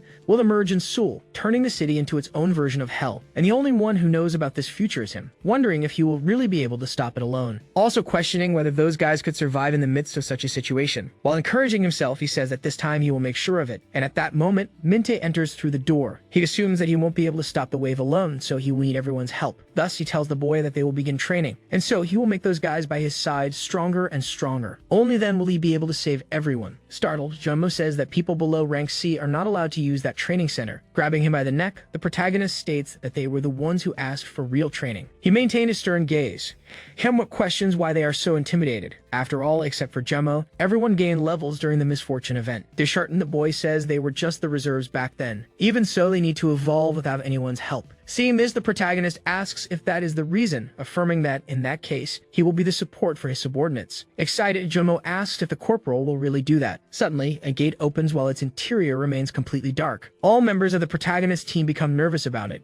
Hyunwook orders them to enter immediately. The guy gives a slight smile as he decides what to do. To everyone's shock, the lunatic simply closes the gate. Everyone starts screaming for their leader, asking for help and questioning what that is. With a sly smile, he says that the attribute training begins there. With the place still sealed, the soldiers kept shouting for the protagonist. Some women gossiped about the fact that rank F took the misfortune event operation too seriously. They say he doesn't seem to be all that impressive. Without understanding what is happening, Hyunwook claims that the girls must be happy, but he wonders why his ear is itching so much. Yuna orders 2 people to acquire the corresponding amount for those workers implanted in the company. She is surprised to see the corporal and asks if it isn't time for his team's training. He salutes, saying he is there to buy energy supplements for his soldiers who are training at that moment. Seeing Sangva pass by him, irritated, the protagonist wonders if the guy wants to start everything over again, also questioning who that girl is. The lieutenant says she heard a rumor that he received the title of Rebellion of the Trash. Hyunwook confirms it. She states that his report clearly details his abnormal feat. Approaching, the woman claims she suspects he is hiding something more. The bastard asks what he could possibly be hiding. Yuna says he acts at strange moments as if he already knows what is going to happen, appearing to have another objective. Mentally, the protagonist wonders if she knows something while questioning what she means by that. Suddenly, someone speaks behind him saying they won't tell. The guy tells C he didn't do anything, while she states that she has already told everything to the surgeon. Out of nowhere, she is surprised by something. Surprisingly, it is announced over the loudspeaker that the battalion commander is calling for Corporal Hyunwook. Yuna says it was perfect timing. The protagonist asks what is wrong. The woman states that she doesn't know what he wants. However, he should not forget that she's keeping an eye on his movements. Already outside, Hyunwook decides to stay away from the lieutenant for now. But still, the boy knows the reason for the summons, wondering if it is for the promotion. A little later, someone says they cannot call that a test. Already standing in front of the commander's office, someone says that if they send them there, they will lose all their men. After entering the office, Hyunwook quickly introduces himself. In front of him was the general of the 3rd Brigade along with Kang-suk. The old man notices that he has finally arrived. The commander tries to explain but is interrupted by Jung-cheol, who claims he will do it himself. He informs them that a few days ago, a red portal opened in the Shinram area and the Blue Flower Guild had the rights over it. Suddenly, a warrior is pierced by a sword. A fierce battle was being fought inside the portal. However, it was the hunters themselves who were fighting each other. One of them shouts, asking everyone to control themselves, pleading for God's help. Without success, the man begins to run desperately. Extremely frightened, the young man realizes that all of his companions have gone mad and lost their minds. He keeps trying to run while the hands of his former partners approach. With that, he is pulled back by the dozens of hands chasing him. The portal was declared as rank 3. This happens when, after 3 failed attempts, the organization is deemed insufficient. Thus, 2 or more organizations will form a joint response. In his mind, he says he doesn't remember an incident like this in his past life. Jung-cheol explains that there is a limit of 30 players with level 18 or below, but there are zombies and also no possibility of exiting until its completion. The protagonist is shocked by this, wondering if this means the necromancer is inside. The general says the Blue Flower Guild sacrificed many of its talents. Usually, these dungeons are matters for guilds. Casting an eager look, Jung-cheol says he has faith that the corporal is the right man for the job. Suddenly, the commander calls the old man. The guy just stared at him, saying nothing besides grumbling. Calling for the corporal, Kang-suk asks if he can do it. The protagonist realizes this did not happen in his past life. Not to mention that the zombies could be related to the necromancer, so he needs to be the one to clear that dungeon. Thus, he states that he will put an end to the red portal, making the general say that the boy has courage. But before that, he has to obtain all the power he can. Surprisingly, he claims that he does not believe he can enter the portal with the weapons he currently possesses. With that in mind, he asks Jung-cheol to give him Failnaught, stating that in that case, he will guarantee the mission's success. This item is an arrow used by Tristan, a character from the legend of King Arthur. Even though it is powerful, it can only be used once. Even the general could only use it as a last resort. On the other hand, someone like him who controls metal does not follow that rule. The old man looks both irritated and surprised. With a broad smile, the general says that it's a deal and he will have to face the consequences if he fails. Smiling just as much, the protagonist assures that high-risk bets bring high rewards. Normally, an executive would be sent to lead these missions. However, the general is sending him a regular soldier. This is likely due to his rivalry with the guild master, Jae-hyuk. Thus, it would be a perfect victory for an ordinary soldier. The old man says he will provide the equipment, while noting that if the mission is successful, it will increase AMT's popularity along with a reward. Regardless of the outcome, this is a win-win situation for the general. Jung-cheol states that he will promote him to surgeon after the dungeon mission. The protagonist thinks to himself that the old man is very clever. However, he doesn't plan to settle for just a promotion. The corporal mentions that Failmont was the promised reward last time, claiming that if he succeeds in this mission, he will request a new reward. Excited, the old man says he is quite confident, affirming that if he clears the dungeon, he promises to listen to his request carefully. The protagonist immediately assures him that he will ensure success at all costs. After some time, his soldiers were still in that dark place, gathered around the body of a monster. His subordinates comment that he arrived a little late. Jumbo says that level C training grounds are nothing, adding that they feel confident enough to face anything. With a smile, Hyunwook orders them to prepare their armor. The soldiers become curious about the reason. To boost their morale, the corporal announces that the support group is embarking on their first solo mission. Jumbo is confused, claiming that they never wanted this. 2 days pass, and he, along with his team, is already heading toward the portal. The protagonist hands them blessed bullets, informing them that they have more recoil. Therefore, they should be careful. He also instructs them to stay alert. Everyone quickly acknowledges the order. One of his subordinates asks if their leader brought Failnaught. Hyunwook tells them not to worry about that. Inside his sleeve, the tip of the arrow was slightly visible. The dungeon assault team had arrived at the location. It was the base camp of the Blue Flower Guild. Someone mentions that before entering, the corporal needs to attend a meeting regarding operations. 2 soldiers become curious about something. They comment that those guys don't seem too happy to see them. One of the guild members calls for their leader. A soldier questions whether they are taking on too big of a burden since the support team sent consists only of low-ranking members. He adds that on top of everything, they will also also find out about the recovery operation. However, Hyunwook overheard everything. Annoyed, their leader warns him to watch his mouth. Intrigued, the protagonist wonders what they mean by recovery operation. The leader states that once inside, they must abandon the AMT team and proceed independently. One of his soldiers asks what would happen if the other team didn't make it out alive, but the man replies that everyone is at risk inside the portal. Furious, he declares that the army guys need to fend for themselves since they have no other choice. He arrives at the meeting room. Inside, Hana was waiting for him. Hyunwook asks if there shouldn't be a discussion happening there. They stare at each other in silence for a moment. The woman says she had a feeling he would come, as last time he managed to hide the fact that he was rank F to get her card. While stating that he didn't ask for that, the protagonist notices that giving her card to a low-rank individual bothered her greatly. Hana changes the subject, informing him that for this assault he is merely a helper. She orders him not to interfere and to stay out of her guild's way. With that, the protagonist realizes the true reason they accepted regular soldiers, but he refuses to lower his head. He states that his troops have equal rights in a dungeon raid and asks if he is wrong. She says that even though he is braver and more skilled than an average rank F, that doesn't mean the corporal can take on a boss monster. Hyunwook questions why his squad isn't allowed to enter, asking if she's afraid they might win the raid. The woman restrains herself. Suddenly, she starts laughing. Hana asks if he really thinks he will get lucky like he did at Seoul Station. The protagonist steps closer to her. He states that what happened was not something as trivial as luck. The woman comments that apparently he truly has a death wish. She proposes that the corporal enters before them, but quickly claims that he cannot do that.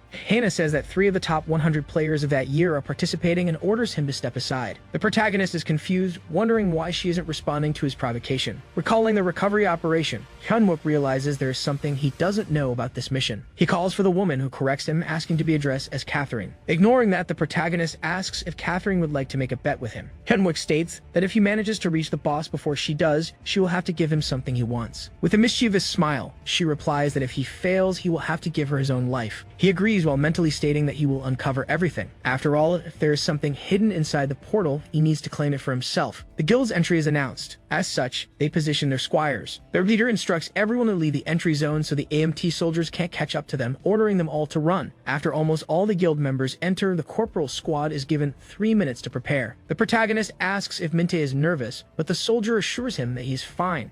Hyunwook instructs everyone to be careful and to control their breathing. With that, they begin entering the portal. The squad steps into the dungeon. The protagonist opens his eyes and is startled by what he sees. The guild warriors were fighting against each other. His subordinates are in complete despair. Hyunwook quickly covers Minte's mouth to prevent him from screaming. A brutal and bloody war zone was unfolding before them. One of the soldiers tries to call for his leader, who had lost his mind. The man starts trembling violently as fear grips his body. Suddenly, he lunges at the young soldier, biting his neck. Even amidst the chaos, someone raises a hand, giving the thumbs up. The protagonist's squad was moving stealthily. However, they come face to face with a massive being. A colossal skeletal creature stood still, watching them. The beast begins to make an eerie sound. The soldiers become frightened, and Minte lets out a scream. The monster turns toward them, using its dozens of hands. The protagonist orders his squad to attack. They shoot at the creature's arms. It was the dungeon boss, the Zombie King. The protagonist notices that there is a barrier protecting the boss. He asks Taeyong to do it now. The guy was aiming at a specific spot.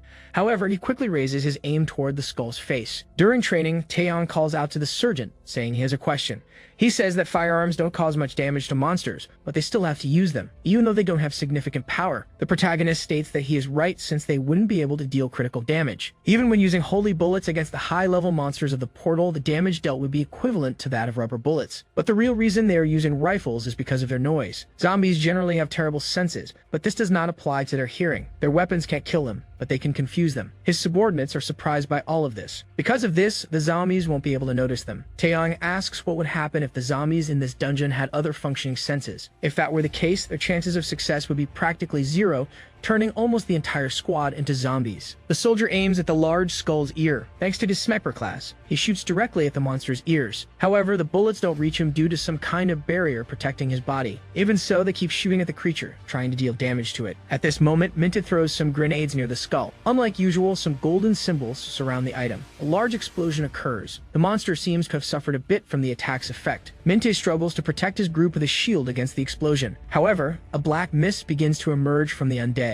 It passes over the protagonist's squad, moving in the opposite direction from them. It reforms behind the zombies, who start heading toward the AMT soldiers. The guild members run, trying to attack them. The soldiers see what is happening and quickly try to reposition themselves. The protagonist orders his subordinates to switch magazines. After that, he uses his ability to retrieve the weapons. Positioning them around his body, he prepares to face the horde of zombies. With some nervousness, Hyunwook calmly awaits the approach of his enemies. Quickly, he pulls the triggers, unleashing a barrage against the group. Because of this, they start running more desperately toward the surgeon, and with all that noise, the undead don't notice the presence of the other soldiers. While all this is happening, one of his subordinates notices a glowing item on one of the corpses. Kyungjin realizes that the weapon is at least of rare classification. Suddenly, another large explosion occurs, but this time in the sky. They were using grenades to push the zombies away. Even the boss was disturbed by the loud noise. The monster lets out a loud scream. Once again, it transforms into mist, heading toward the sound. Some members of the squad are exhausted and relieved to have survived. They say that, at least for now, the conflict has been avoided. However, Hyunwook is not happy as there are fewer zombies than he expected, along with the fact that the notification window is distorted. The protagonist orders them to stay focused. After all, the portal has not been cleared yet. With that, he tells everyone to leave the area for now. On top of a hill, a man with a serpent is watching them. Like the snake, he has fangs instead of teeth, claiming that, apparently, they had something interesting there. Sometime later, in front of a kind of gate where debris was levitating, Hyunwook notices that there is nothing. There is nothing near the dungeon, no facilities, no zombies, nothing at all. Even after invading numerous dungeons, this is the first time he has seen such a strange place. Using his ability, Hyunwook senses that about 20 meters behind him, a piece of metal has started moving. Suddenly, the protagonist uses his steel manipulation, launching something toward a tree. Someone shouts for him to wait, claiming to be human. The person emerges with hands raised, stating that they were hiding because they didn't know if the group was zombies. Taezap says he is a survivor from the 3rd Attack Squad, a sniper with stealth abilities. The protagonist is curious about the fact that he is a survivor and on top of that is alone. Supporting himself, he apologizes and asks if someone could give him water or something to eat. A man informs Haina that the Gugwang group has sent a secret cooperation letter to all major guilds. Apparently, the regular soldiers were sent for that attack. The woman asks what he means. He informs her that the player who retrieves his grandson's body and the item Achilles' spear will receive a reward of 80 billion. Eating a military ration, the boy explains that the mission's priority was the spear's retrieval, but everything went wrong after they entered. With a smile, he sees that this is the reason why Haina is being so cautious, since she is after the famous Achilles' spear. The guy also explains that President Donghu's second grandson failed the first attack, losing the spear, which is a symbol of the group.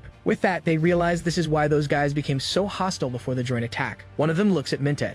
He asks his companion what's wrong. The boy quickly says it's nothing. The man was still watching them from afar, complaining about what all this was about, assuming he thought something fun had arrived, yet they were just standing there, talking and doing nothing. Suddenly, several beings start appearing behind him. The guy says that in that case, he'll have to make this fun. The protagonist notices the presence of various pieces of steel that appeared suddenly, realizing that about 120 new metals have emerged. The man with fangs starts laughing while Hyunwook notices that the number keeps increasing, stating that this is dangerous. Surprising everyone, the protagonist orders his men to stay focused, informing them that they will proceed with Plan C. They are shocked and fearful, while the surgeon orders everyone to prepare. Thus, they begin to set up the equipment. Several metal spheres were inside one of the backpacks. He tells everyone to take their potions. Confused, Taezap asks what's happening. The protagonist calls Jumno while invoking his power. He begins to whisper, instructing him to do something specific. As the squad finishes their planning, Taezap asks if they are not listening to him. He questions what Plan C is, but one of the soldiers tells him to just follow them and run as fast as possible. Scared, the guy asks what he means, but at that moment, various monsters begin to rush toward them. The creatures roared as they charged toward the squad. The boy is extremely startled. Suddenly, some blessed metal spheres begin to levitate. They are controlled by the protagonist, who takes them out of the backpack and positions them around him. Hyunwook soon shouts, telling everyone to get out of there. Smiling, the mysterious man asks if the best plan they came up with was to leave a comrade behind, but he affirms that this bait will not be useful to them if it's killed in a second. However, the protagonist positions himself quickly and begins to gather air in his mouth. While running, Taezap asks if they plan to abandon the surgeon and flee, questioning if that isn't too cruel. However, Jumbo says it was their own leader who planned this tactic. Additionally, he assures him that this man isn't irresponsible enough to fail. In an instant, the protagonist launches himself at the monsters, quickly passing through all those creatures. They look at the man with some confusion. However, the monsters start to get hit by the spheres, but they don't seem to cause significant damage. Nevertheless, the protagonist uses the ability Double the Steel. Thus, the inscription begins to glow in gold, and in the blink of an eye, a yellow light emanates, causing a small explosion. This happens to all the monsters he hit. The mysterious man watches all that chaos happening just below him, realizing that those iron spheres were infused with divine power, also capable of making a lot of noise. But this will drive the zombies crazy, attracting the attention of all the undead that had wandered off. The boss soon lets out another roar. At that moment, the protagonist is still running while hearing the loud sound coming from such a roar. Along with that, Hyunwook notices a metal with a completely different classification from the others. He notices another person among the creatures. Wondering who he is, cautious, suspecting that maybe he's a villain. Next to him, there were two beings. Seeing all that pressure, he doesn't believe what's in front of him, realizing that, in fact, it could be him. The two monsters that were beside the guy appear above the protagonist to attack him. Their strike hits the ground, causing great destruction. The surgeon's helmet had been split in half. Startled, he dodges several attacks, noticing that the monsters have a combo ability. Hyun-wook is shocked by the situation's turnaround. Soon, he activates his ability again. Dozens of those beings are approaching him. The guy wonders if he overestimated them, since the iron spheres with divine energy, along with his energy, seem to have run out. But he notices something shining approaching from behind. Several fragments of metal are falling onto the monsters. With this, he realizes these are the remnants of the spheres that had exploded some time ago. The protagonist uses his manipulation to try to deal with the creatures. Thus, he uses the steel rain and free fall, causing the monsters to be pierced multiple times, knocking them all down at once. On the other hand, the zombies are getting closer. The giant undead continues to roar extremely loudly. Beside them, a large explosion occurs. Thus, everyone's attention is diverted to the new source of noise. Another one of those divine grenades glows, announcing its detonation. The zombies watch the explosion, freezing for a moment. Increasingly confused, Taezop asks if they aren't going to sacrifice someone to flee. However, Jumbo questions the boy about why he would think of such a ridiculous plan, stating that this is a distraction operation meant to keep the zombies away from the surgeon. With another explosion following, the boss has no choice but to follow the new source. The mysterious man notices that the undead changed direction. With some irritation, he realizes that in the end that guy wasn't the bait, claiming he never could have expected this. Excited, he says those guys are a lot of fun. Seeing that, the protagonist wonders why that crazy person is laughing, questioning what his problem is. Shifting his focus, he complains about what that man's goal is for entering the portal, besides noticing that he blends in well with the zombies. Suddenly, the system warns him that 50% of the potion's effect remains, announcing that in 2 minutes the effect of almost all of them will end. Hyun-wook wonders if that guy is really who he thinks he is. Suddenly, the man begins to grab a weapon that his serpent spits out. With a smile, he says he wants to know what that man's blood tastes like, stating that he will bathe that spear with it,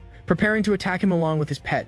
Suddenly, the protagonist says he will ask only once, questioning if the man is the necromancer. Surprised, the guy asks how he knows that. Confused, Hyun-wook wonders what kind of reaction that was, noticing that maybe he isn't. Angry, he says that if the protagonist wants a quick death, you must answer him, complaining about who he is and how he knows that. The dead zombies weren't resurrecting, and considering the reaction of that man, this can only mean one thing. With that, the protagonist states that apparently the guy is not the necromancer and asks what the connection between them is. Grinding his teeth, the man calls him a lunatic, questioning whether the boy doesn't understand the situation he's in. He calls him an irritating brat. As he prepares to attack, the man asks again how the boy knows about that necromancer, brandishing the spear toward his enemy's body. The force of the attack was so great that it even caused a small impact wave. Seeing that the boy blocked his strike, the man begins to insult him. He had gained a new ability, the unyielding steel body. Hyun-wook realizes that, if it weren't for that, his arm would have been cut off. The protagonist quickly jumps back, throwing a dagger over his shoulder at the enemy's back. Surprisingly, the man notices the incoming attack. With that, he quickly defends himself, ensuring that none of these tricks will work on him. The protagonist stabilizes himself while preparing to strike again. He takes control of the metal fragments he had used to defeat the monsters. Swiftly, he crosses his arms, targeting his blades. All of them head toward the man, who braces himself to receive the attack. The serpent shields him with its body, preventing the fragments from hitting him. The protagonist gets irritated by the man's speed of reaction. Only the man's arm was struck by a few of his makeshift blades. Mentally, the man wonders if this attack pattern really belongs to someone of level 18. On the other hand, Hyun-wook realizes that, since he easily stopped his daggers, the man was definitely above the restrictions of the portal. Both ask at the same time how the other entered the dungeon. The man says that the brat is still irritating until the end. From the hand that had been pierced, smoke was rising. Seeing that, the protagonist says that the shards with divine blessings are burning his skin, noting that this can only be for one reason. A player who devours other players. A vampire, part of the evil tribe that will annihilate the AMT once the wave in Seoul is discovered. Back to the present moment, the man says that he really has a talent for being annoying. With that, the man manages to remove all the shards from his body, as well as from his pet. The metal fragments leave marks that burn his skin. However, they are quickly healed after a short period of time. Preparing to throw out his spear, he says he'll cut 1 or 2 branches to make the boy open his trap and answer him. He sees that it is the spear of Achilles, and if its true power is awakened, he won't be able to protect himself with his indomitable steel body. Preparing to use the fail knot, he says that if he can't dodge, he'll be dead. The system notifies that in about 2 minutes, his HP potion will be exhausted. He notices this, realizing he needs to fight to defeat the man within that time. However, the man says he will destroy that trap even if he has to do it by force. With that, he charges forward, but Hyun-wook manages to jump back, avoiding being impaled. Struggling even more to avoid the strike, he throws his sword from the clouds upward. The attack causes a powerful destruction toward the protagonist. With the blade above his enemy, the hilt uses his metal manipulation. But to his surprise, the serpent defends its master. Seeing that, Hyunwook is considerably shocked.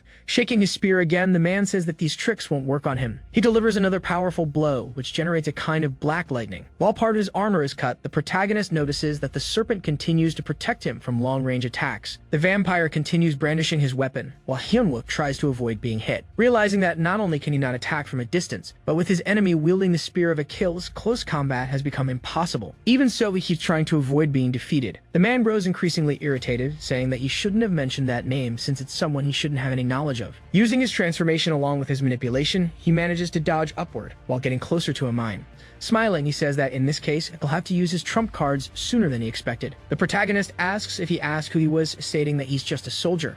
Complaining, he asks if the boy is satisfied with the answer. Furious, the man asks if he's stupid, telling the boy to just answer his question. Looking down, he sees that there's a bomb near him. With a smile, Hyunwook says that he already figured that the man hadn't gone to the army. Suddenly, numerous zombies appear. The soldiers were hiding while that crowd passed by them. Someone tells his companion to stop as he tries to throw a grenade. Taezap says that not even the attack squad could handle them, stating that the sergeant is probably dead, assuring that their top priority should be to hide. But Jumbo says that their leader wouldn't be someone who fails so easily. Angry, the guild member questions how the man is so sure, but Hyunwook says that they haven't received the signal yet. Still shocked, Taezap asks what signal that would be. The boy remembers when the sergeant called. He informs that before they leave the area, the man should place a claymore mine behind them. The protagonist says that this will be the signal to inform them that he used his last resort, and when that happens, they must make sure to hide with their squad mates. And now is the moment. Hyunwook activates the claymore. With that, its trigger is activated, causing the mine to explode. Inside, his spheres were also covered with divine energy. Thanks to that, the serpent starts being completely burned. It had quickly wrapped around its master. The vampire, surprisingly, was almost untouched, unlike his pet, which had clearly been injured. Surprisingly, the monster falls to the ground after receiving almost the entire attack. Furious, the man asks how he dares try to kill the Chosen, assuring that the Chosen would never die from a bomb. However, in front of him was the protagonist holding something shining in his hand. With that, he uses the Failnaught to strike him, making his enemy be launched far away, causing the spear of Achilles to fall to the ground. Extremely shocked, the man complains about how the boy can be faster than him, to the point where he can't even see him. However, Hyunwook remains still in the same spot after using his last resort. The item's effect tracks and attacks the target after being selected, with a 100% success rate, nullifying all magical resistance from the enemy. The protagonist admits to his adversary that the goal of the claymore was the serpent and his true trap was the arrow. Seeing that the vampire was trying to remove it, Hyunwook says it's useless as it contains his power, making it not easy to remove. With an evil smile, the surgeon says he won't kill him quickly, as now it's his time to ask questions. Returning to his soldiers, they all witness the moment the claymore explodes. One of them calls out to Jummo, warning about the detonation. With some nervousness, the boy is in disbelief that the surgeon has already used it. Taezap, with a hint of mockery, asks if that wasn't the signal. Smiling, he reassures them that if they have combat rations, they can hide until the next group of attackers arrives. Growing angrier, Jummo calls out to him. The kid is confused by this reaction. Hyunwook's subordinate says that the signal showed that one of their companions might be dead, and the boy dares to mock it. All the other members are equally furious. Seeing that no one is on his side, Taezap states that it's a shame what happened. However, he argues that those who are alive should keep trying to survive, asking everyone to hide together. But then something unknown appears. Panicked, the boy asks what that is now. The members of the squad are also on alert as a strange sound begins. It was as if the structure where they were hiding was disintegrating into pixels. A sort of castle starts to form in the ruins where they were, as if it were being created by digital particles. It said that the castle of the zombie king Dako was manifesting, and the king would destroy anyone who soils his domain. Everyone is terrified as a building suddenly appeared, something they had never seen, not even in training. One of them tells his friends to look, showing that zombies are also being created along with the structure. Ahead of them, the zombie is being generated. Along with it, many others appear. Taezap is extremely shocked to see all those monsters. Again, amidst all the chaos, someone raises their fist. Jumbo imitates his leader, asking his comrades to be silent. Thanks to this, the beings fail to detect them. However, he notices that Taezap is very scared. Suddenly, the brat begins to run desperately. This, of course, draws the attention of the monsters. All the members of the squad are enraged by this behavior. The creatures begin to scream, charging towards them. With that, Jumbo orders everyone to shoot.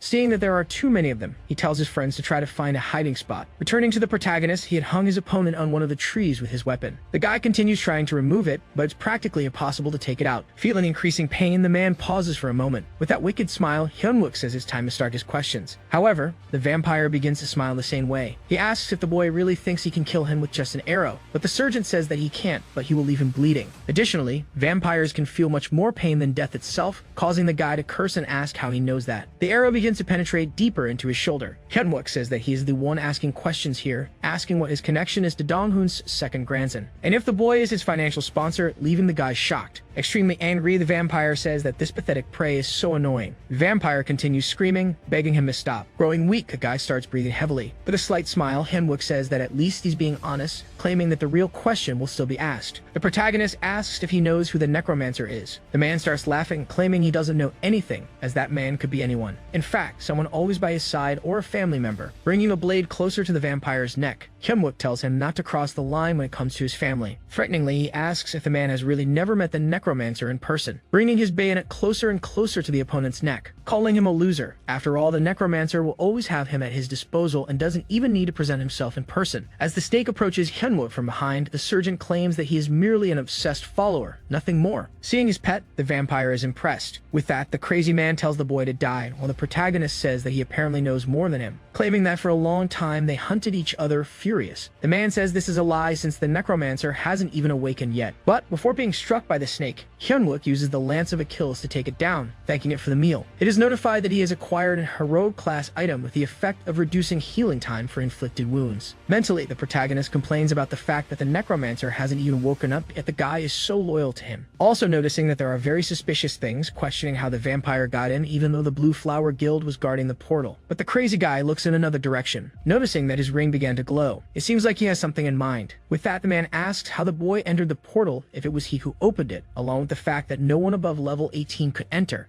Shocked, the protagonist wonders if that man really opened the dungeon, realizing that this indicates a user can control it. Laughing, the vampire says that from the look on his face, it's clear he's truly naive, informing him that the second phase will begin soon. The same particles start appearing around both of them. Still holding his opponent, Hyunwook realizes that at this rate, not only will he lose the guy, but he will also lose the fail knot. For this reason, he stabs his opponent completely, drawing the arrow back to himself. A wall is built between them, making them lose sight of each other. At this moment, the same message appears for both of them. The castle of the zombie king had appeared, indicating the start of the second phase. Smiling, the vampire says that after this phase ends, the portal will be successfully completed in every sense, telling everyone to experience the true terror of this world designed by him. The protagonist's subordinates were hiding from the zombies, when suddenly, a loud roar echoes through the area. The boss materializes in one of the rooms. It heads toward a white object. Suddenly, this thing transforms into two eyes. The giant undead grabs both in his hands. With that, the zombies begin to scream as two purple orbs of light appear as pupils. And so everyone starts groaning in pain. It is said that the zombie king is the one who controls life and death, while his subordinates look at the soldiers. The ruler of light and darkness, the zombie king, Baron Samedi. The true form of the king is proclaimed. It is declared that all the warriors turned into zombies will leave the portal and march over the outside world. Thus, he must continue and move forward to stop the rise of the true zombie king, Baron Samedi. One of the soldiers is extremely scared, realizing that the zombies can now see them. So, he immediately starts shooting at the monsters. A large army of undead was trying to leave the main hall. Jumno alerts his attack squad that the zombies now have vision. Because of this, he will cover them so they can get out of there. The large undead looks toward the boy. He extends his arm, throwing the chain that wrapped around his body. Even though he manages to dodge, the attack causes significant destruction to the area. More of them approach, with Jumbo scared, knowing there was nothing he could do. But suddenly, another one of the blessed grenades falls into the zombie army. This explosion causes the chains to move away. His teammates rush to give him cover. He shouts, asking what Minte is doing, since he told them to leave. The boy warns that they won't last much longer. Minte holds his shield as the zombie army, along with the king, heads toward them. His companion continues shooting toward the altar. Surprisingly, Baron Samedi protects them with the barrier of his body. The young man says they can't guarantee they'll kill a teammate who is transformed into a zombie. With that, they throw another grenade, causing another explosion and defeating many monsters at once. Claiming that if their teammate is dying, they will die with him, and asking Jumbo to go to Minte right away. Extremely surprised by their reaction, the boy curses them, telling all the squad members to retreat, ordering them to throw all the remaining grenades. Someone says they will offer all their last comrades as bait to become sacrifices. The zombies try to leave the portal to explore the outside world, asking the protagonist to try and stop them. With that in mind, Hyunwook begins to run desperately, getting closer and closer to the castle. Noticing that the sound is from the grenades exploding, realizing they are in that building. He remembers when he spoke to Jumbo, telling him that if the claymore explodes, all squad members must hide, and if he doesn't return, the leadership will fall to him. However, Jumbo cuts him off, assuring that he will be waiting for the surgeon. sergeant. With a smile, the boy says he will wait for his leader with his companions, asking him to make sure to come back soon. He feels a slight shock upon seeing this, but then he gives a slight smile, assuring them he will return and that they just need to wait for him. Back in the present, he is surprised by what he sees. In front of him, some zombies are being generated. A crowd of undead waits for him. The protagonist quickly grabs the spear in his hand. He is warned that a large amount of mana will be needed to unlock the weapon's abilities, specifically 21%. Without hesitation, he unlocks the abilities. The monsters growl as they rush to attack him. Irritated, Hyunwook tells them to shut up. After all, he has understood everything he needs, shouting that he promised to return to them no matter the cost. With that, he launches a massive attack, causing an explosion. Inside the castle, several undead bodies are scattered across the floor. The Zombie King watches them, and the system notifies that the succession of the Baron has been interrupted. The boss looks at that system tab. Surprisingly, Samedi notices that one of the jars has disappeared, making him increasingly enraged. The protagonist's subordinates were running, and one of them asks what his companion was doing with that item in hand. Kyungjin says there's no specific reason, but it seems to be something important for the Zombie King. The monsters were trying harder and harder to catch up to them. One of them gets extremely close to him, but at that moment, someone shoots, pushing them away. Minte, along with his other teammates, clears a path so the rest of the team can stay protected. One of them says that the C4 is planted. With that, they ask the squire to take the lead. Minte positions himself, protecting his friends while various bombs are planted in the hallway. Ahead of them, a crowd of undead approaches. However, the squad activates the bombs, causing the entire hallway along with the monsters to be completely destroyed. A massive wave of flame heads toward them, but thanks to the squire, part of the fire is stopped. However,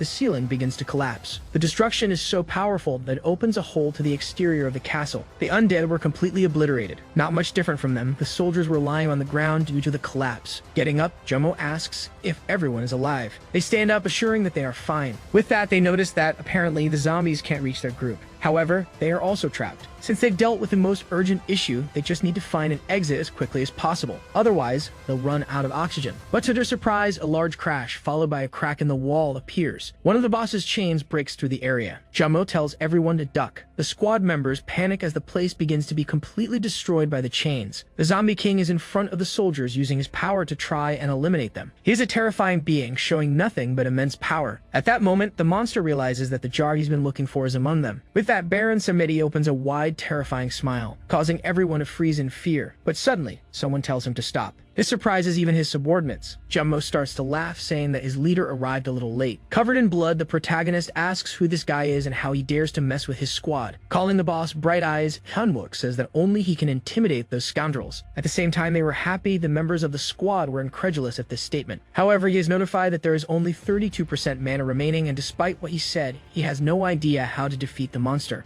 Seeing that the boss is extending his arm and launching an attack, Hyunwook wonders if he can attack from a distance. Beside him was the other jar, and at that moment, the Zombie King becomes paralyzed, unable to attack. Confused, he wonders what's happening since the monster isn't attacking him. Jumbo calls to his companions, ordering them to open their backpacks. They place them on the ground, preparing for battle. Looking at the jar, the protagonist realizes it's probably because of that. The king begins to move, crushing his own subordinates. Lifting his foot, Baron Samedi tries to strike Hyunwook. Seeing that large attack heading his way, the sergeant becomes extremely frightened. But soon he uses his transformation and manipulation to escape the strike. With that, he begins a sequence of attacks on the boy. His chains pass extremely close to his body. They throw the potions and spheres upwards, informing the sergeant that everything is ready. The monster notices that the other squad members are doing something, so Samedi quickly points his fist toward them. The chains begin to destroy everything in their path, while Hyunwook runs parallel to them, activating the spear's ability. Another 21% of his total mana is consumed, leaving him with only 11%. Skillfully, the protagonist swings the blade. Attacking, he orders Minte to stay ahead to protect them. Thanks to that, the chains become disoriented and lose some of their strength. Using his shield, Minte manages to protect his comrades. With his steel control, the protagonist grabs one of the mana potions. A large portion of the shield was destroyed. Worried, Jumbo asks if he's okay, but the boy affirms that he is. Hyunwook drinks the potion quickly to recover his mana, being able to continue regenerating within a 5-minute period. Thus, he soon calls a Bright Eye. Levitating the spheres, the protagonist assures that he is his opponent. Pointing his finger, they all head toward the boss. However, all of them are stopped thanks to the Zombie King's barrier. Nevertheless, Hyunwook uses the metal bender to destroy the spheres. Thanks to the small damage caused, he throws his cloud sword. This makes the barrier begin to show some weakness, but Baron Samedi simply catches it with his hand. The protagonist notices that, as he imagined, the barrier is his biggest challenge, and if he throws his weapons without a plan, he will lose everything. The The monster returns to throwing his chains at the surgeon. Hyun-wook uses his body transformation to hold one of them, as he cannot retreat without showing weakness to his men. His companions continue to try to defend themselves as the enemy's attacks hit several points. Still dodging the strikes, the protagonist realizes that his succession hasn't been completed yet, meaning there must be a visible flaw. While the Zombie King screams, Hyun-wook wonders where such a point could be. Still dodging the blows, Kyung-jin shocks his teammates by throwing the jar on the ground. Baron Samedi is stunned by this. Jumbo tries to stop him, saying they can't mess with the dungeon objects as they don't know how the boss will react. But the boy says that they'll be annihilated if they keep at this pace, as even the surgeon won't escape because of them. His friend becomes worried seeing how things are unfolding. Suddenly, the Zombie King points his arm at them. Seeing no way out, Jomo tells him to do it already. The monster throws the spiral chains at the squad. Even the protagonist is apprehensive about this, but his subordinate pierces the organ with a weapon that contains divine energy. Baron Samedi clearly shows signs of pain. He can't continue his attack, kneeling on the ground while the chains go out of control. Even with everything in disarray, the sheer impact of the chains colliding with the walls and the floor causes a loud crash. Frightened by all of this, the protagonist calls for the attack squad, asking them to say something if they're alive. His soldiers are recovering after all the chaos. Jumbo soon yells at him, saying everyone is fine. Still confused, Hyun-wook looks back, complaining, trying to understand what happened. The monster keeps one of his hands on his chest while clearly grumbling in pain. Beside him, another one of those jars is positioned. Suddenly, the container disappears and his heart is exposed.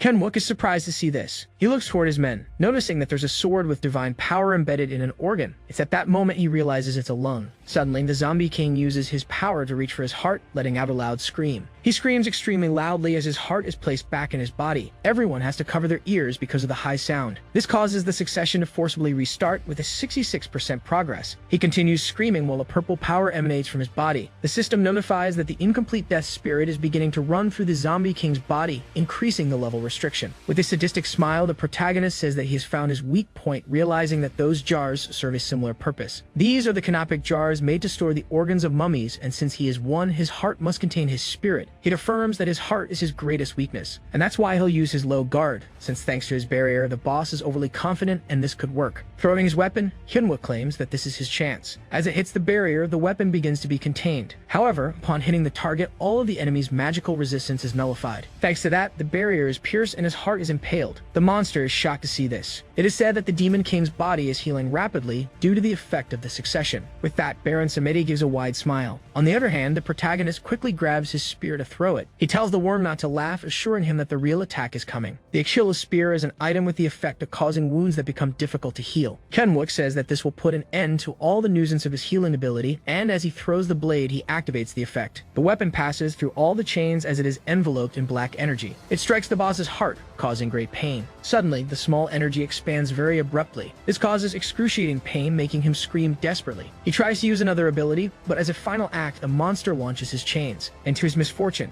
Hyun-wook is out of mana. With nothing left to do, Hyun-wook accepts that this will be his end. Even without the ability to use skills, he dodges the attacks without needing his mana. But another attack was already approaching him. However, Minte manages to protect him with his shield. Surprised, the protagonist asks what he is doing. His companion does not respond, only generating a barrier with his ability, making it possible for him to withstand the blows. He starts to be dragged backward. However, the attacks suddenly cease. His subordinate asks if the surgeon is okay. Still shocked, the protagonist asks if this ability is new. He recalls the moment when they faced the boss at the beginning of the portal. After they separated during that break, Minty managed to evolve. Since they entered the dungeon, his ability leveled up at an extremely fast rate. The last time he blocked an attack from the Zombie King, his level increased, granting him a level 1 magic shield. At that moment, he didn't quite understand how it worked. The protagonist says he shouldn't have relied on an ability he had never used before, stating that the boy nearly died. A bit embarrassed, his companion says he only wanted to protect him. Calming him down, Hyun-wook says he understands but emphasizes that it is his responsibility to protect the squad. The boy thanks him, but the surgeon tells him that they should only say that once they get out of there. Interrupting the conversation, the boss screams again. He is notified that due to constant damage, the reset was cancelled. Both of the protagonist's weapons were causing constant damage to the Zombie King. Another notification appears saying that the incomplete spirit of death is invading the body and that he will soon return to being a corpse. With that, the monster begins to feel an excruciating pain. Minty positions his shield to try to protect them from the large wave of wind being expelled. As a final act, Baron Samedi launches his chains to attack them. They both begin to lose balance due to the fears generated. However, the chains hit various different points, showing that Samedi is completely losing control. Hyunwook notices that the monster can no longer control his body, but is still making an effort to attack them. As if he wanted to take them down with him, Jumbo tells some of his companions to block as much of the creature's view as they can. They start shooting at the large undead. As expected, the barrier was containing all the attacks. They say they will keep doing this until the Surgeon recovers his mana, executing the disturbance operation. One of the chains hits the ground right next to one of the soldiers. Worried, Hyunwook orders them not to do anything too risky. Jumbo asks for their leader to let them buy some time so that the protagonist can land the final blow. Thus, the Surgeon becomes even more surprised by his companions. While they attack, the system notifies that his mana is being recovered, currently at 6%. Baron Samedi continues to desperately use his chains, trying to eliminate them at all costs. With his mana still at 12%, Hyunwook can only watch his companions dodge the blows with extreme difficulty. The protagonist becomes increasingly frustrated, seeing that his mana is recovering too slowly. One of them shouts that they are out of ammunition, and the Surgeon's mana only reaches 19%. One of the attacks passes extremely close to him, causing the boy to lose his weapon. On the other hand, Hyunwook begins to walk toward the zombie king. He grabs the creature's attention, claiming that he is its true enemy. In the blink of an eye, the Surgeon disappears, and begins to move between the chains, trying to shorten the distance between them. Using his manipulation, he pulls the Failmont arrow from Samedi's heart. In return, he starts controlling the Sword of Clouds. The protagonist realizes that in order to defeat the zombie king, he will need to destroy the 3 jars that contain its organs: liver, brain, and eyes. Thus, he will destroy the only one left, the eyes of the giant Baron Samedi. Grabbing the sword in his hands,